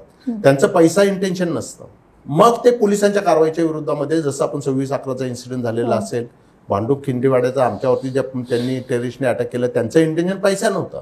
त्यांनी खलिस्तान देशाच्या त्यांचा ब्रेन वॉश करून त्यांना त्या पद्धतीचं बनवलेलं असतं. अशा लोकांपासून त्यावेळेस तुम्हाला फक्त थोडी काळजी घेणं आवश्यक असतं. जसं इसिसचं ज्यावेळेस आम्ही ती मुलगी पकडली, मला त्यावेळेस इंटरनॅशनल धमकी आलेली होती. तपासामध्ये निष्पन्न झालं, मेल आलेला होता तो त्याच्यामध्ये की ते त्यावेळेस गव्हर्नमेंटने प्रोटेक्शन द्यायची इच्छा व्यक्त केली, मी घेतलं नाही प्रोटेक्शन. म्हणजे अशा सर्व पार्श्वभूमीवरती कुठल्या संघटनेच्या विरुद्ध तुम्ही काम करता, मग ती संघटना कशा प्रकारची, अशा ह्याच्यातनं तुम्हाला थोडी त्यांची भीती वाटू. नाहीतर पोलीस कधीच घाबरत नाही. पोलीस फक्त घाबरतात त्यांच्या आजच्या जर परिस्थिती बघितलं तर सगळ्यात जास्त पोलीस घाबरतात हे राजकारणी व्यक्ती. आणि ह्याच राजकारण्यांचा हस्तक्षेप कसा असतो सिस्टीम मध्ये किंवा तुमच्या चौकशांमध्ये? आता बीडचं प्रकरण घडलं आणि बरेच असे कॉल रेकॉर्डिंग पोलिसांच्या अधिकाऱ्यांचे व्हायरल होत आहेत. वाल्मिक कराड सोबत असेल, त्याच्या इतर सदस्यांसोबत असेल. सो तेव्हा पॉलिटिशियन्स म्हणजे उघडपणे हस्तक्षेप असतो त्यांचा तुमच्या? तोच आता प्रत्येक क्षेत्रामध्ये फरक जो पडत चाललेला आहे तो पूर्वीचे मीडियाचा उदाहरण मी मुद्दाम देतो का आता तुम्ही मीडियाचे आहात. माधव गडकरी साहेब ज्यावेळेस महाराष्ट्र टाइम्सचा संपादक होते, मुंबईमध्ये केम्स कॉर्नरला तो ब्रिज आहे, त्या ब्रिजवरती एक खड्डा पडला म्हणून त्यांनी संपादकीय ह्याच्यामध्ये मुंबईचे खड्डे कसे वाढत चाललेले ते लिहिलं. एक पब्लिश झाल्या सकाळी कॉर्पोरेशनची गाडी येऊन त्या संपादकांच्या लेखामुळं तो खड्डा बुजवला गेला. म्हणजे एवढं त्यावेळेस ती परिस्थिती तशी होती, तेवढा संपादकाला त्या मान होता. प्रत्येक क्षेत्र जसं बदलत गेलेलं आज आपल्याला माहिती आहे की मीडियाची कशा प्रकारे आपण त्या ठिकाणी कोण कसं त्यांना ट्रीट केलं जातं. तसंच पोलीस खात्यामध्ये सुद्धा होतं की पूर्वी सिनियर अधिकारी जे होते तेच खंबीर असल्यामुळे की राजकारणी एकतर फोन करायला घाबरायचे. दुसरी गोष्ट की फोन केला तर चुकीचा काय असेल तर फोन करायचेच नाहीत. केला तर सर जरा माझा माणूस आहे, मदत करा व्यवस्थित, अशा आर्जवीच्या स्वरात त्यावेळेस ते फोन कॉल असायचे. आताची नंतर परिस्थिती आपण जसं बघितलं राजकारणी बदलत गेले. वसंतराव चव्हाणांना बघितलेलं आहे, शंकरराव चव्हाणांना बघितलेलं आहे, शरद पवारांना बघितलेलं आहे. त्यानंतर आता आपण बघतो आपल्या पुढच्या पिढीमध्ये राजकारण्यांमध्ये बदल घडत गेला, पोलीस अधिकाऱ्यांमध्ये बदल घडत गेला आणि सामान्य लोकांमध्ये पूर्वी सामान्य लोक जे चळवळी असायच्या त्या कमी होत गेल्या. अशा याच्यातनं दबावाचं जे राजकारण पूर्वी असायचं ते कमी कमी होत गेलं. नैतिकता प्रत्येक क्षेत्रामध्येच कमी होत गेलेली आहे. अशा पार्श्वभूमीवरती वाल्मिक कराड एका दिवसात तयार होत नाही. वाल्मिक कराड व्हायला काहीतरी कित्येक वर्ष लागले असतील ना. त्याच्या स्टेप्सला त्या वेळेस पायबंद घालणं हे जे महत्वाची गरज त्या ठिकाणी असते ती पोलिसांनी करणं आणि पोलिसांना त्या ठिकाणी राजकारण्यांनी सपोर्ट करणं हे जे गरजेचं आजच्या परिस्थितीमध्ये वाटतं आपल्याला ते नाही. वाल्मिक कराड फक्त बीडमध्येच नाहीये. प्रत्येक तुम्हाला पुण्यामध्ये 10 वाल्मिक कराड दिसतील. कॉर्पोरेशनमध्ये काम आता पूर्वी तर म्हणायचे की 10-20% फक्त कामाला खर्च केले जातात, आता उलट झालंय की काम न करता काही पैसे घेणारे काही त्या ठिकाणी टोळ्या आहेत की तो काम दाखवणार तुमचं रोडचं प्रभात रोडचं काम झालेलं आहे, काम झालेलं नसतं पण ते बिल मंजूर झालेलं असतं, पैसे मिळालेले असतात कॉन्ट्रॅक्टदाराला. ही कशा पद्धतीची कामं चालू आहेत? म्हणजे कुठेतरी तुम्ही आम्ही सुद्धा ह्याचा विचार करणं आवश्यक आहे. आणि जे अधिकारी खुर्चीवरती कुठल्याही क्षेत्रात असतील, जे सरकारी अधिकारी कॉर्पोरेशनमध्ये असतील, महसूलमध्ये असतील, पोलिसांमध्ये असतील, यांनी सुद्धा विचार करणं आवश्यक आहे की कुठेतरी आपल्या वैयक्तिक तात्पुरत्या लाभासाठी आपण पुढच्या जनरेशनसाठी किती चुकीच्या गोष्टी करत आहोत याचा आजकाल विचार लोक करत नाही. तुमच्या सर्व्हिसच्या या काळात जितक्या वर्षांची तुम्ही कंप्लीट केली त्या दरम्यान कोणत्या पॉलिटिशियनचा धमकीचा फोन किंवा काही वॉर्निंग अशा स्वरूपाचं काही आलेलं आहे तुम्हाला? नाही, काय झालं की एक लकीली जे टॉपचे पॉलिटिशियन्स होते त्यांचा माझा वैयक्तिक नाही, कारण ते टॉपचे पॉलिटिक्स माझ्या काळामध्ये जसं मी वाढत गेलो तसे ते त्या माझ्या क्षेत्राशी अगोदर त्यावेळेपासून परिचित होते. किंवा माझ्याच कॉलेजचे जवळजवळ 4-5 मित्र जे शाळेमध्ये मी शिकलो, खूप जवळचे आम्ही एका घरामध्ये राहण्यासारखे लोक होतो. ते नंतर कॅबिनेट मिनिस्टर 20-20 वर्ष मिनिस्टर झाले. म्हणून मला एक थोडक्यात माझ्या वैयक्तिक कामगिरीमध्ये खरं तो एक माझा खूप मोठा महत्वाचा त्या ठिकाणी मी भाग मानतो की टॉपचे पॉलिटिशियन असतील त्यांचा वैयक्तिक माझा एक दुसऱ्यांची डायरेक्ट 1-to-1 टच असल्यामुळे खालचे जे त्यांचे कार्यकर्ते किंवा उपनेते असतील त्यांचे हे असेल, बाळासाहेबांचा मी बॉडीगार्डच होतो. शिवसेनेचं तर म्हणजे एकदम टॉपचे लीडर आज सुद्धा मला चांगले म्हणजे भानुप्रताप बाळासाहेबच मला त्या नावाने हाक मारायचे, ते मला त्याच नावाने हाक मारतो. आनंद दिघेंचे माझे खूप जवळचे संबंध होते. आजच्या परिस्थितीत बघितलं तुम्ही, आजच्या नेत्यांमध्ये हर्षवर्धन मी लहानपणापासून म्हणजे 77 पासून आम्ही शाळेमध्ये एकत्र शिकलेलो आहोत. बावड्याचे हर्षवर्धन पाटील जे 20 वर्ष मिनिस्टर होते. असे कित्येक लोक असे आहेत की मला पॉलिटिकल दादांचं जे लहान बंधू आहे श्रीनिवास पवार, आता जे त्यांचे पुत्र उभा होते दादांच्या विरोधामध्ये, ते माझे जवळजवळ 80 पासूनचे मित्र आहेत. अच्छा. वैयक्तिक माझा खूप चांगला आहे. आणि मी एक केलं की सर्व्हिसमध्ये असताना की जरी कार्यकर्ता आला किंवा त्या ठिकाणचा नगरसेवक तुमच्याकडे येतो, त्याला चांगली ट्रीट द्या ना तुम्ही. कार्यकर्ता आला तर कुठल्याही पक्षाचा असू द्या, मी खाकी आहे, माझा रंग जो आहे तो मला कुठलाही पक्ष नाहीये, मी फक्त खाकी आहे. माझा जय हिंद हाच शब्द आहे, ना जय भीम आहे, ना जय श्रीराम आहे, ना जय अजून कुठले काही आहे. म्हणून ज्यावेळेस तो कुठलाही कार्यकर्ता येतो त्याला जर 10 लोकांच्या समोर तुम्ही चांगली ट्रीटमेंट दिली ना, तर 2 फायदे होतात त्याचे. नंतर त्याला एकट्याला बोलून तुम्ही काय झापायचं ते झापा, पण 10 लोकांच्या समोर त्याला चहा पाजला आणि ये वळा बस करू, आपण हे करू ते करू, त्याची इज्जत त्या ठिकाणी वाढते. आणि मला त्या एरियात तो राहणारा जो असतो त्याला इज्जत दिल्यामुळे त्या एरियातला कुठलाही प्रॉब्लेम काय असेल, मी गेल्या सॉल्व्ह का होतो तर मी त्याला जवळ घेतलेला असतो. असे 10 कार्यकर्ते आणि ते सगळे म्हणतात अरे नाही ते साहेब शिवसेनेशी चांगले आहेत, काँग्रेसशी चांगले आहेत, बीजेपीशी चांगले आहेत. ज्यावेळेस तुम्ही पार्सलिटी करत नाही त्यावेळेस जास्त फायदा पोलिसांना होतो. आणि त्यांना चांगली वागणूक द्या ना, फक्त चांगली वागणूक आहे. आजकाल तुम्ही चहा पण पाजू नका, परंतु त्या येणाऱ्या प्रत्येक व्यक्तीशी जर तुम्ही चांगलं बोलला 4 लोकांच्या समोर तर त्याला खूप मोठं वाटतं. म्हणजे कित्येक गुन्हेगार असे आहेत की ज्यांना नंतर मी वाढून आता 22 गुन्हेगार तर असे आहेत की जेलमधनं सोडून चांगल्या नोकऱ्या करतायत, काम करतायत चांगल्या पद्धतीचं. म्हणजे तुम्ही हे ज्यावेळेस बॅलन्स काम करता त्यावेळेस तुमचं आपोआप त्या ठिकाणी जे व्यक्तिमत्व म्हणतो त्याला चांगली किंमत मिळते. तुम्ही बाळासाहेबांचे बॉडीगार्ड होतात, त्या दरम्यान काही आहे अशी आठवण? बाळासाहेब म्हणलं तर डॅशिंग पर्सनॅलिटी, त्यांना कोणाची भीती नाही, पण त्यांचा बॉडीगार्ड असणं हे खूप मोठं जबाबदारीचं काम. खरं त्यावेळेच्या काळामध्ये आजची जे आज बघतो आपण की बॉडीगार्डची संख्या खूप वाढलेली आहे, त्यावेळेस फार लिमिटेड असायची. आम्ही 3 ते 4 जण असायचो PSO म्हणून. आणि त्याच्यामध्ये वैयक्तिक टच त्यांचा माझा आनंद दिघे साहेबांमुळे खूप चांगला झालेला. मला म्हणजे ते भानू म्हणून बोलायचे किंवा भानुप्रताप म्हणायचे कधी. म्हणजे एक दिवस तर असं दसरा मेळावा होता आणि तो फोटो कदाचित तुम्ही फेसबुकवरती वगैरे आहे. दसरा मेळाव्याला मी कार्बाईन घेऊन, म्हणजे AK-47 असायची त्यावेळेस नव्हत्या, कार्बाईन असायची, ती घेऊन पुढे आहे आणि बाळासाहेब उतरतात, मी पुढे आलो आणि बाळासाहेब आणि मीनाताई ज्या होत्या त्या पाठीमागनं गाडीतनं उतरून माझ्या मागे आहेत. तो इंडियन एक्सप्रेसने फोटो छापला आणि त्याच्यामध्ये माझा फोटो सगळ्यात जास्त मोठा आला आणि बाळासाहेबांनी मीनाताई पाठीमागे माझ्या अशा उभ्या. तो फोटो आज पण बघू शकता तुम्ही त्याच्यावरती. तो फोटो दुसऱ्या दिवशी पब्लिश झाल्यानंतर मला त्यांनी बोलवलं सकाळी आल्या ड्युटीवरती आल्या. मी त्यांच्या बेडरूम पर्यंत जायचो त्यावेळेची. मला म्हणजे आनंदाची गोष्ट ती वाटते त्यावेळेस की माझ्यावरती चांगलं म्हणजे माहित नाही कशामुळे ऍक्सेस चांगला होता. पण ते आल्या म्हणले की त्यांची खुर्ची दाखवली, म्हणला या भानुप्रताप बसा. म्हणजे साहेब तुमच्या खुर्चीवरती काय बसा सांगताय मला? नाही बसा म्हणलं.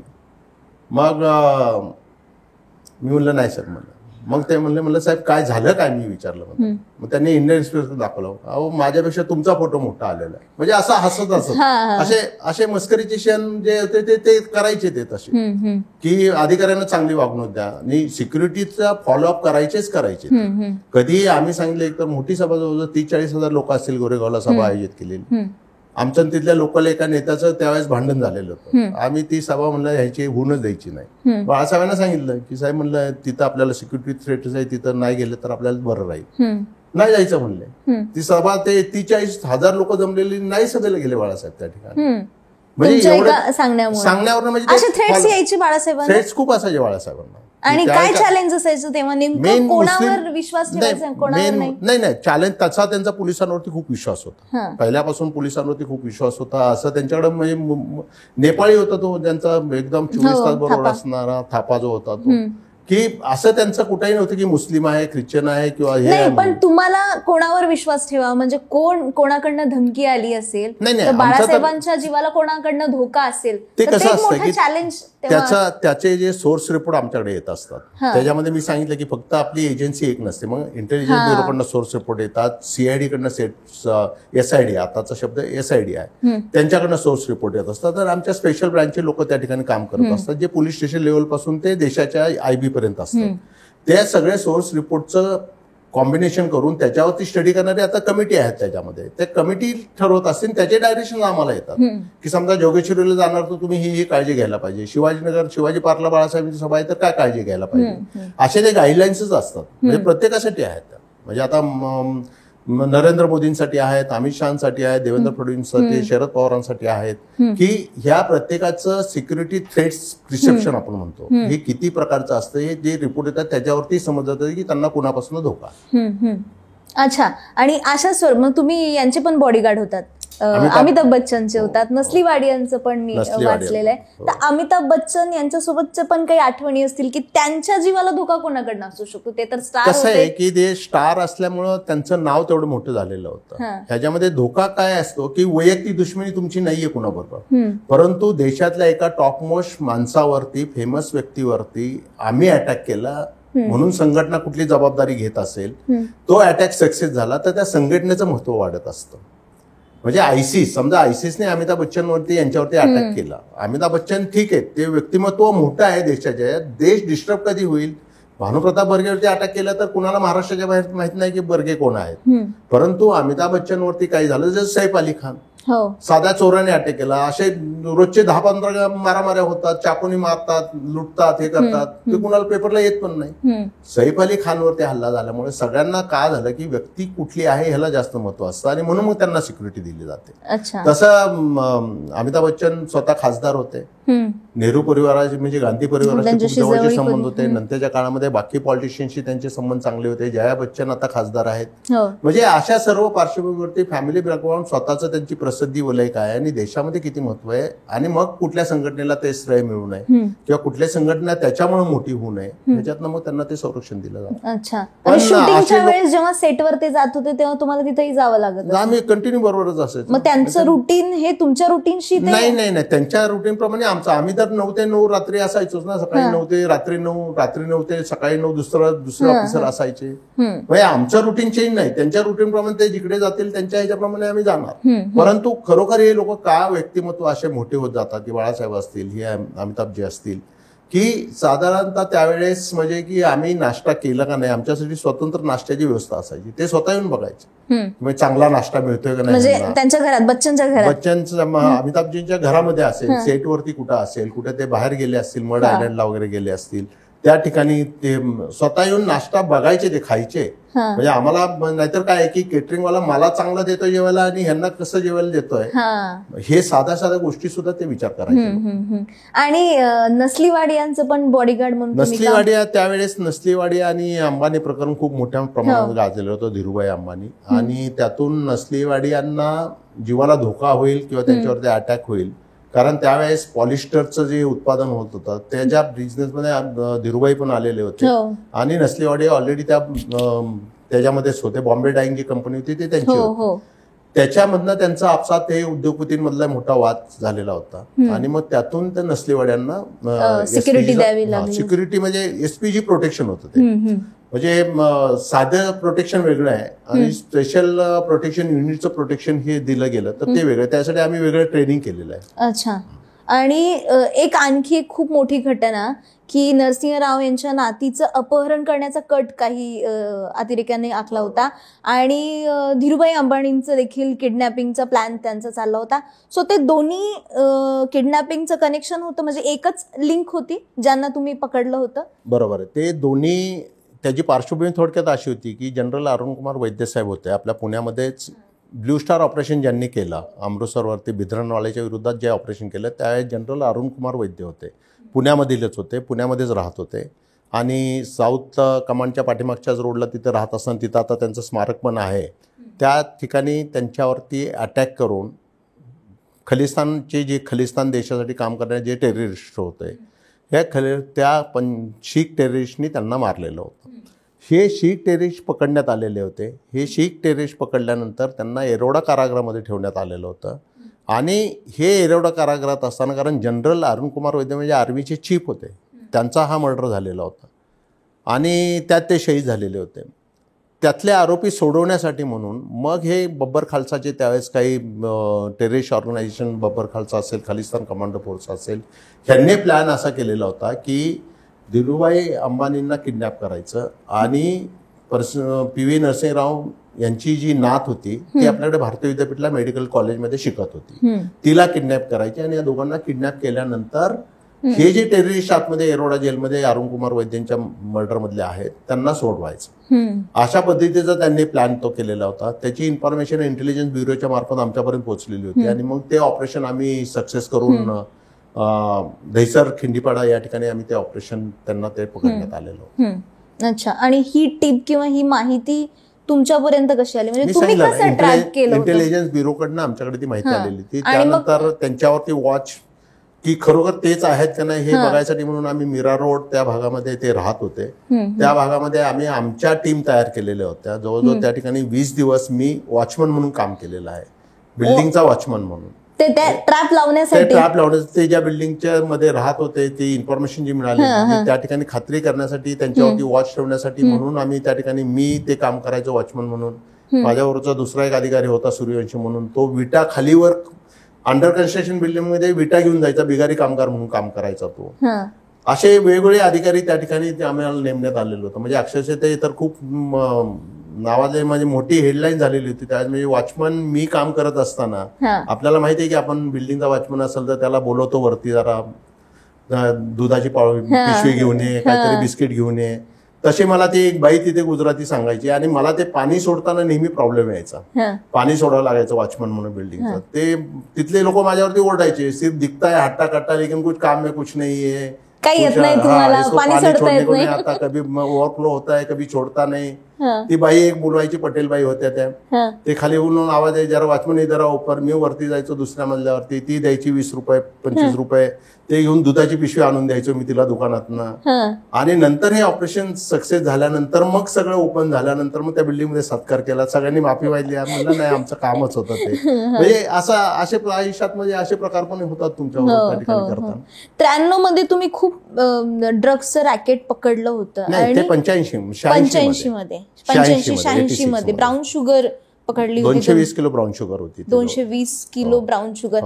सो तेव्हाचा काळ ते आता 2025 पर्यंतचा अजूनही हे ड्रग्सचं जाळं का आटोक्यात आलेलं नाहीये? का असं होतंय की कुठे त्याच्यामध्ये काही चॅलेंजेस येत आहेत का, काही आपण कुठे कमी पडतोय, असं काही होतंय का? कसं आहे की पूर्वीच्या काळात तरी सीझर जास्त व्हायच्या, का तर इन्फॉर्मेशन त्या पद्धतीची यायच्या. जसं मी सांगितलं की त्यावेळेस ते 220 किलो म्हणजे हायएस्ट ब्राऊन शुगर एकाच वेळेस सीज करण्याचा हायएस्ट रेकॉर्ड होतं देशामध्ये. हा प्रकार आपल्याकडेच नाहीये. तुम्ही जर आल चापो नावाची सिरियल बघितली, वेब सिरीज जर बघितली तर अमेरिकेमध्ये हा प्रकार आपल्या अगोदरपासून कित्येक वर्षांपासून आहे. अमेरिका आपल्या कित्येक वर्ष पुढे आहे हे आपण सगळे जाणतो सगळ्या बाबतीमध्ये. तरी सुद्धा ते सुद्धा ही गोष्ट कंट्रोल करू शकत नाहीत. म्हणून आपण करू शकत नाही असा अर्थ नाहीये, परंतु त्याची व्याप्ती जी वाढत चाललेली आहे त्यातलं आर्थिक जे प्रॉफिट आहे की तुमची अफगाणिस्तानामध्ये 10 रुपयाला तयार झालेली वस्तू तुम्ही इंडियामध्ये येईपर्यंत 1 लाख रुपयाची होते. म्हणजे कुठं 10 रुपये आणि किती प्रॉफिट 1 लाख रुपये. त्यातलं मार्जिन विचार करा तुम्ही. हे मार्जिनचा आर्थिक ह्याच्यामध्ये सगळ्यात जास्त लाभ जर कुठला होत असेल जगामध्ये तर तो ह्या नार्कोटिकच्या बिझनेसमध्ये होतो. म्हणून खूप मोठे मोठे लोक सिंडिकेट्स जे माफिया सिंडिकेट्स आहेत हे ह्याच्यामध्ये उतरले आणि मग त्यातून हा व्यापार चालू होतो. आणि हा व्यापार म्हणजे की आपल्याकडे तर होत नाही तयार कुठले. आता आपल्याकडे एमडी वगैरे ते केमिकल टाकून ते तयार करायला लागले. फॅक्टरीज आपण पकडल्या एमडीच्या, आता तुम्ही वाचले असेल पेपरला. परंतु त्या काळामध्ये ह्युमन इंटेलिजन्समुळे काही टिप्स लवकर मिळायच्या. परंतु आताचं जर तुम्ही बघितलं तर आता कुठं तुम्हाला सगळ्या सोशल मीडियाच्या माध्यमातून कॉन्टॅक्ट होतं. घेणारा कोण हे माहित नसतं, देणारं कोण हे माहित नसतं. पैसे ट्रान्सफर होत राहतात तुमचे. तो सांगतो की पैसे ह्या पे टाइमच्या अकाउंटला ट्रान्सफर करा. त्या अकाउंटला पैसे ट्रान्सफर झाले की तुम्हाला सांगतो एसबी रोड कॉलेज लॉ कॉलेजच्या रोडच्या बाहेर जो बस स्टॉप आहे त्या बस स्टॉपच्या खाली तिथं बाकडा आहे, त्या बाकड्याच्या खाली तुम्हाला ती पावडर मिळेल. तुम्ही जाऊन त्या ठिकाणी घेता. ना कुणाला खबर ना कुणाला काही इन्फॉर्मेशनचा प्रश्न येत नाही. जरी पकडला तर घेणारा पकडला जातो, देणारा तर ठेवणारा काय माहितच नाही कधी कुणी कुठं काय ठेवलेलं आहे. का तर तोपर्यंत इन्फॉर्मेशन कशी मिळतच नाही तुम्हाला काय. हे अनअवेलेबिलिटी ऑफ द इन्फॉर्मेशन. दुसरं की वाढतं ड्रग्सचं व्यसनाधीन प्रमाण. आणि तिसरी गोष्ट की इझी मनी खूप लोकांच्या हातामध्ये आलेलं असल्यामुळे ते परवडतं त्यांना. पूर्वी नाहीतर लिमिटेड व्यसन करायचे प्रकार लिमिटेड होते, आता वेगळे झालेले आहेत. यंग जनरेशन जे तुमच्यासारखे आहेत ते त्या ठिकाणी त्यांना गायडन्स करणारा आदर्श असे लोक नाहीयेत त्या ठिकाणी की काय चुकीचं हे सांगणारेच नाहीयेत. म्हणजे मला अभिमानाने मी नेहमी सगळीकडे सांगत असतो मी आजपर्यंत बियर सुद्धा टेस्ट केलेली नाहीये. म्हणून मी अधिकारवाणीने मी कुठेही गेलो तरी ते बोलतो का चुकीचं आहे आणि कसं चुकीचं आहे. अशा या पार्श्वभूमीवरती सगळा जर सामाजिक आर्थिक जर विचार केला आपण तर हे ड्रग्सचं प्रमाण तुम्हाला थांबण्याचं प्रमाण का त्याच्यामध्ये कंट्रोल आपण करू शकत नाही. तर त्याला ही वेगवेगळी कारणं त्या ठिकाणी आपल्याला दिसून येतात. आणि या सगळ्यामध्ये एक शासन व्यवस्था, एक सिस्टीम ज्याला आपण म्हणतो, राज्यकर्ते म्हणतो, तर तुमच्या डोक्यात असं काही इमेज आहे का, कशी राज्यकर्ते आपल्याला पाहिजेत? तुमच्या गेल्या सर्व्हिसच्या पूर्ण कार्यकाळात असे काही मुख्यमंत्री पाहिले असतील, गृहमंत्री पाहिले असतील, तर या दरम्यान कोणता गृहमंत्री एकदम सक्सेसफुल ठरलाय किंवा जो कोऑपरेटिव्ह ठरला, असा काही कोणाचं सांगू शकता तुम्ही, उल्लेख करू कसं असतं की जे गृहमंत्री असतील किंवा मुख्यमंत्री असतील किंवा राज्यकारणे असतील, त्यांचा हा संबंध जो येतो तो खालच्या लेवलला फार कमी येतो. खालच्या म्हणजे मी माझ्या लेवलपर्यंत सांगेल, इन्स्पेक्टर लेवल असेल, एसीपी लेवल असेल. बरेच राज्यकर्ते जे माझ्या काळामध्ये माझ्या टचमध्ये का होते, ते माझे वैयक्तिक संबंध होते म्हणून माझ्या टचमध्ये डायरेक्ट असायचे. परंतु ज्यावेळेस कुठलीही गोष्ट अशी असते की त्यावेळेस हे राज्यकर्ते इन्स्पेक्टरला फोन नाही करत, ते फोन करतात कमिशनरला. कमिशनरला जास्तीत जास्त करतील किंवा त्या ठिकाणच्या एरियाचा डीसीपी कोण असेल त्या डीसीपीना फोन करतील आणि त्यांच्याशी कम्युनिकेशन करून त्यांना काय पाहिजे ते सांगेल. मग डीसीपी किंवा सीपी जे असतील ते मला तो संदेश पोच करतील. ते सांगणार नाहीत मला की गृहमंत्र्यांनी असं सांगितलंय, तो असं करेल, त्यांच्या अधिकारात ते सांगू शकतात मला, म्हणून ते त्यांच्याच नावाने सांगणार. म्हणजे राजकारण्यांचे जे संबंध असतात ते खालच्या लेवलवरती सहसा जास्त येत नाहीत. दुसरी गोष्ट की पूर्वीच्या काळामध्ये पोलिसांच्या कामामध्ये हस्तक्षेप हा फार कमी प्रमाणामध्ये राजकारण्यांचा असायचा, जे आता प्रचंड प्रमाण वाढलेलं आहे की, आणि त्याच्यामुळे की पोलिसांना जो फ्रीडम पाहिजे किंवा पोलिसांना जे काम करायची जी पद्धतीने काम पोलिसांकडनं व्हायला पाहिजे ते होत नाही. आणि नुसता कामामध्येच हस्तक्षेप वाढलेला आहे तर बदल्यांमध्ये सुद्धा हस्तक्षेप वाढलेला आहे. पूर्वी म्हणजे की 10 जर बदल्या होत असतील त्या शहरामध्ये तर 10 मधल्या 8 बदल्या ह्या त्या ऑफिसर लोकांच्या कॅलिबरवरती केल्या जायच्या. 2 बदल्यांमध्ये 1 बदली जी असेल ते पॉलिटिशियन कडनं झालेली असेल किंवा 1 पैसे घेऊन झालेले असेल. पण 8 लोकांमुळे आपलं शहर ते सुरक्षित राहत होतं, का तर त्यांचं कॅलिबर ते होतं आणि ते कुठेही पैसे देऊन आल्यामुळे ते पोलीस स्टेशनला पैसे कमवायच्या उद्देशाने येत नाहीत. मला जर बदली करायला, मला पोस्टिंगला कुठे पैसे लागले नाही तर मला पोलीस स्टेशनला जाऊन पैसे कमवायची गरजच नाही. आता ही परिस्थिती थोडी बदलत चाललेली आहे आणि काही ठिकाणी तरी सुद्धा आज सुद्धा काही IPS अधिकारी खूप चांगले आहेत आणि त्यांच्या ह्याच्याप्रमाणे जर काम त्यांना करून दिलं किंवा जे वरिष्ठ अधिकाऱ्यांच्या पॉलिसीप्रमाणे सामान्य लोकांच्या हितासाठी जर काम करून गेलं तर पोलिसांना अवघड नाही की कुठल्याही गोष्ट कंट्रोलमध्ये आणणं. फक्त पॉलिटिकल इंटरफेरन्स जो आहे हा खूप मोठ्या प्रमाणामध्ये कमी होणं आपल्याला आवश्यक. पुण्यामध्ये तुम्ही जेव्हा आला, तिथे कार्यरत होतात, तेव्हा तुम्ही बुधवार पेठेतल्या काही महिलांना सोडवलं, काही मुलींना तिथनं सोडवलं, ज्याचा उल्लेखही तुम्ही केलात. तर अशा कामगिरीमुळे तुम्ही म्हणालात की एन्काउंटर केल्याच्या पेक्षा जास्त समाधान मिळतं, जास्त आनंद मिळतो. तर हे जे गुन्हे आजही घडतात त्याला काळाची मर्यादा नाही, तेव्हा घडत होते का आता घडत होते, तर ही पण एक समस्या आहे समाजामध्ये. तर त्याला पण आता तुम्ही रिटायर्ड आहात, पण आता इथल्या पुढच्या अधिकाऱ्यांनी ते कसं टॅकल करावं, जसं तुम्ही केलेलं आहे, आणि तुम्ही ह्या सगळ्या कारवाया कशा केल्या होत्या? खरं तर मी आताचे म्हणजे कशा कारवाई कराव्या हे प्रत्येकाची सिस्टीम, प्रत्येकाचा अप्रोच वेगवेगळा असतो. ते त्यांच्या बुद्धीप्रमाणे किंवा त्यांना ज्या पद्धतीने करायचंय म्हणून त्या पद्धतीने ते काम करणार. परंतु मी नेहमी सांगतो कुठेही लेक्चरला गेलं की ज्यावेळेस तुम्ही अशा पद्धतीचं कुठलंही काम येईल तुमच्याकडे त्यावेळेस तुम्ही असा विचार करा की तुमच्या मुलीला किडनॅप केलेलं आहे आणि तिला प्रॉस्टिट्यूशनला लावलेलं आहे, किंवा कुठल्याही खंडणीसाठी कुठल्या व्यक्तीच्या मुलाचं अपहरण झालं तर तुम्ही असा विचार करा तुमच्या मुलाचं अपहरण झालेलं आहे, आणि मग तुम्ही काय करताल, तुमची मानसिकता कशी असेल, घरच्यांची मानसिकता कशी असेल, हे थोडा विचार करा. त्या जागेवरती जर आपण आपल्या कुठल्याही कंप्लेंट येतो त्याच्या जागेवरती जर आपण बसलो किंवा त्याच्या दृष्टिकोनातून जर आपण विचार केला की हीच गोष्ट माझ्या बाबतीत झाली असती तर मला काय वाटलं असतं, तर अर्ध काम माझं सुसह्य होतं त्या ठिकाणी. मग मी माझं काम व्यवस्थितच करतो, का तर माझी मुलगी त्या ठिकाणी मला दिसते. ज्यावेळेस ह्या मुलींना सोडवतो तर ह्या मुली परराज्यातल्या जास्त असतात, परदेशातल्या असतात, बांगलादेशमध्ये असतील, नेपाळमधल्या असतील, कर्नाटकमधल्या असतील, तामिळनाडूतल्या असतील. ह्या मुलींच्या बाबतीमध्ये की मला तर प्रत्येक क्षणी सगळ्यात जास्त आनंद व्हायचा की जर मुलगी तिला एक्सप्लॉइट न करता सोडवता आली तर त्याच्यामध्ये सगळ्यात जास्त आनंद होता. मग अशा ठिकाणी ज्यावेळेस इन्फॉर्मेशन तुमच्याकडे येते तर ती इन्फॉर्मेशन निग्लेक्ट करायला नाही पाहिजे. आल्या आल्या ती इन्फॉर्मेशन खरी असो किंवा खोटी असो ती तुम्ही व्हेरीफाय करायलाच पाहिजे. आणि जर खरी असेल तर त्याच्यामध्ये कुठलंही इंटेन्शन न ठेवता त्या ठिकाणी त्या मुलीचे रिस्क्यू होणं सगळ्यात महत्वाची गोष्ट आहे. तर अशा ह्या भावनेतनच हे मुली जे आहेत त्यांची सुटका करत गेलो. दिवाळीचा मेळावा असेल की पेशवे काळापासून आता बघतो आपण, पेशवे काळापासून म्हणजे खूप वर्षांपासून 300-350 वर्षापासून बुधवार पेठ आहे. ह्या बुधवार पेठेमध्ये सुद्धा आपण बघतो कधी त्यांच्यासाठी कोणी दिवाळीचा विचार केला नव्हता. आणि तुम्ही ते कार्यक्रम करताय. तो आम्ही कार्यक्रम काय केला तर एक दिवस बघितलं की आपल्या घरी दिवाळी म्हणून आपण आजपासून काय काय सामान आणायला 8 दिवस झालं 10 दिवस झालं आपण सुरुवात करतो आणि आपण त्या गल्लीतनं जातोय फिरतोय त्यावेळेस विचार आला मनात की या शेवटी ह्या महिलेचं काय, ती तर कुठनं नेपाळवरून आली, कर्नाटकवरून आली, तामिळनाडूतून आलेली, व्यवसाय करत असेल, स्वतःच्या मर्जीने करत असेल, त्यावेळी ढकललं गेलं असेल, त्यांच्यासाठी म्हणून 3 दिवस आम्ही दिवाळी साजरी केली. आणि प्रत्येक त्या ठिकाणी महिलेच्याकडे माझं कार्ड असायचं की पोलीस कुठलाही त्या ठिकाणी तुम्हाला जर कुठलीही त्रासदायक गोष्ट करत असेल तर हे कार्ड दाखवायचं किंवा मला कॉल करायचा. आज सुद्धा त्या बुधवार पेठेत गेलो की एक भाऊ म्हणून मला त्या ठिकाणी खूप चांगली त्याच पद्धतीची वागणूक ते लोक देतात आज सुद्धा, की ज्यावेळेस तुम्ही आपण म्हणतो की कुठेतरी मी पोलीस खात्यात चुकीचं काहीतरी केलं असेल ते पाप झालं माझ्याकडनं आणि हे जे मी केलं त्यातनं मला पुण्य मिळालं म्हणून माझा बॅलन्स झाला. छूट म्हणजे आज सुद्धा मी म्हणजे मला कुठल्याही प्रापंचिक अडचण नाहीये, मुलं व्यवस्थित आहेत, सगळे शिक्षण व्यवस्थित, 4 लोकांमध्ये आज सुद्धा तोच मान सन्मान मिळतो, तुमच्या लोकांशी संपर्क आहे, त्यातनं तुम्ही लोकांनी प्रसिद्धी त्यावेळेस दिली, आज सुद्धा तुमच्या माध्यमातून प्रसिद्धी मिळते. म्हणजे अजून काय शेवटी माणसाला पाहिजे ज्यावेळेस हे मानसिक स्वास्थ्य तुम्हाला लाभतं आणि कामामधून जे जॉब सॅटिस्फॅक्शन हा शब्द वापरतो आपण तो तुम्हाला अशा कामांमध्ये जास्त मिळतो की मुली सोडवल्या त्यातनं जास्त सॅटिस्फॅक्शन, मर्डर केस सॉल्व्ह केली त्यातनं जास्त सॅटिस्फॅक्शन. आणि पुण्यातलं जे क्राईम रेशो वाढलाय, खूप घटना अशा घडलेल्या आहेत.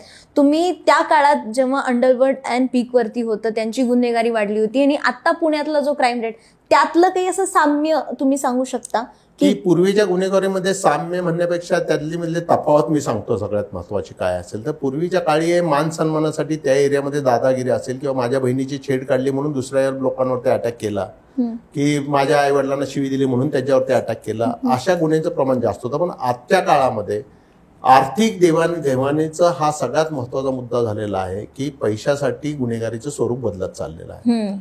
पैसे घेऊन जागा खाली करणं, पैशासाठी किडनॅपिंग करणं, पैशासाठी मर्डर करणं, जागेवरनं जमिनीवरनं 2 भाऊ एक दुसऱ्याचे मर्डर करतात, बहिणींचा मर्डर केला जातो, बायकोला सोडलं जातं. ह्याच्या सगळ्या पाठीमागचं जर महत्वाचं सगळ्यात कारण बघितलं तर ते आपल्याला आर्थिक दिसून येतं. त्या काळामध्ये ते नव्हतं. दुसरी गोष्ट आजच्या काळामध्ये लॉयल्टी असा कुठलाच प्रकार राहिलेला नाही जो त्या काळामध्ये लॉयल्टीचा हा प्रकार होता. आणि नैतिकता म्हणतो आपण की आपल्याला तरी कानून आहे, IPC आहे, CRPC आहे किंवा आता नवीन कायद्याची नावं बदललेली आहेत. गुन्हेगारांमध्ये कुठलाही कायदा नाहीये पण अलिखित कायदा असतो. त्या कायद्याचं ते आज सुद्धा पालन करतात की जसं मी म्हणतो की गुन्हेगाराच्या बहिणींवरती, घरांवरती किंवा भावांवरती तो गुन्हेगार आहे म्हणून त्याच्यावरती कुणी अटॅक करत नाही अनलेस त्यांची काय इन्व्हॉल्व राहायचं.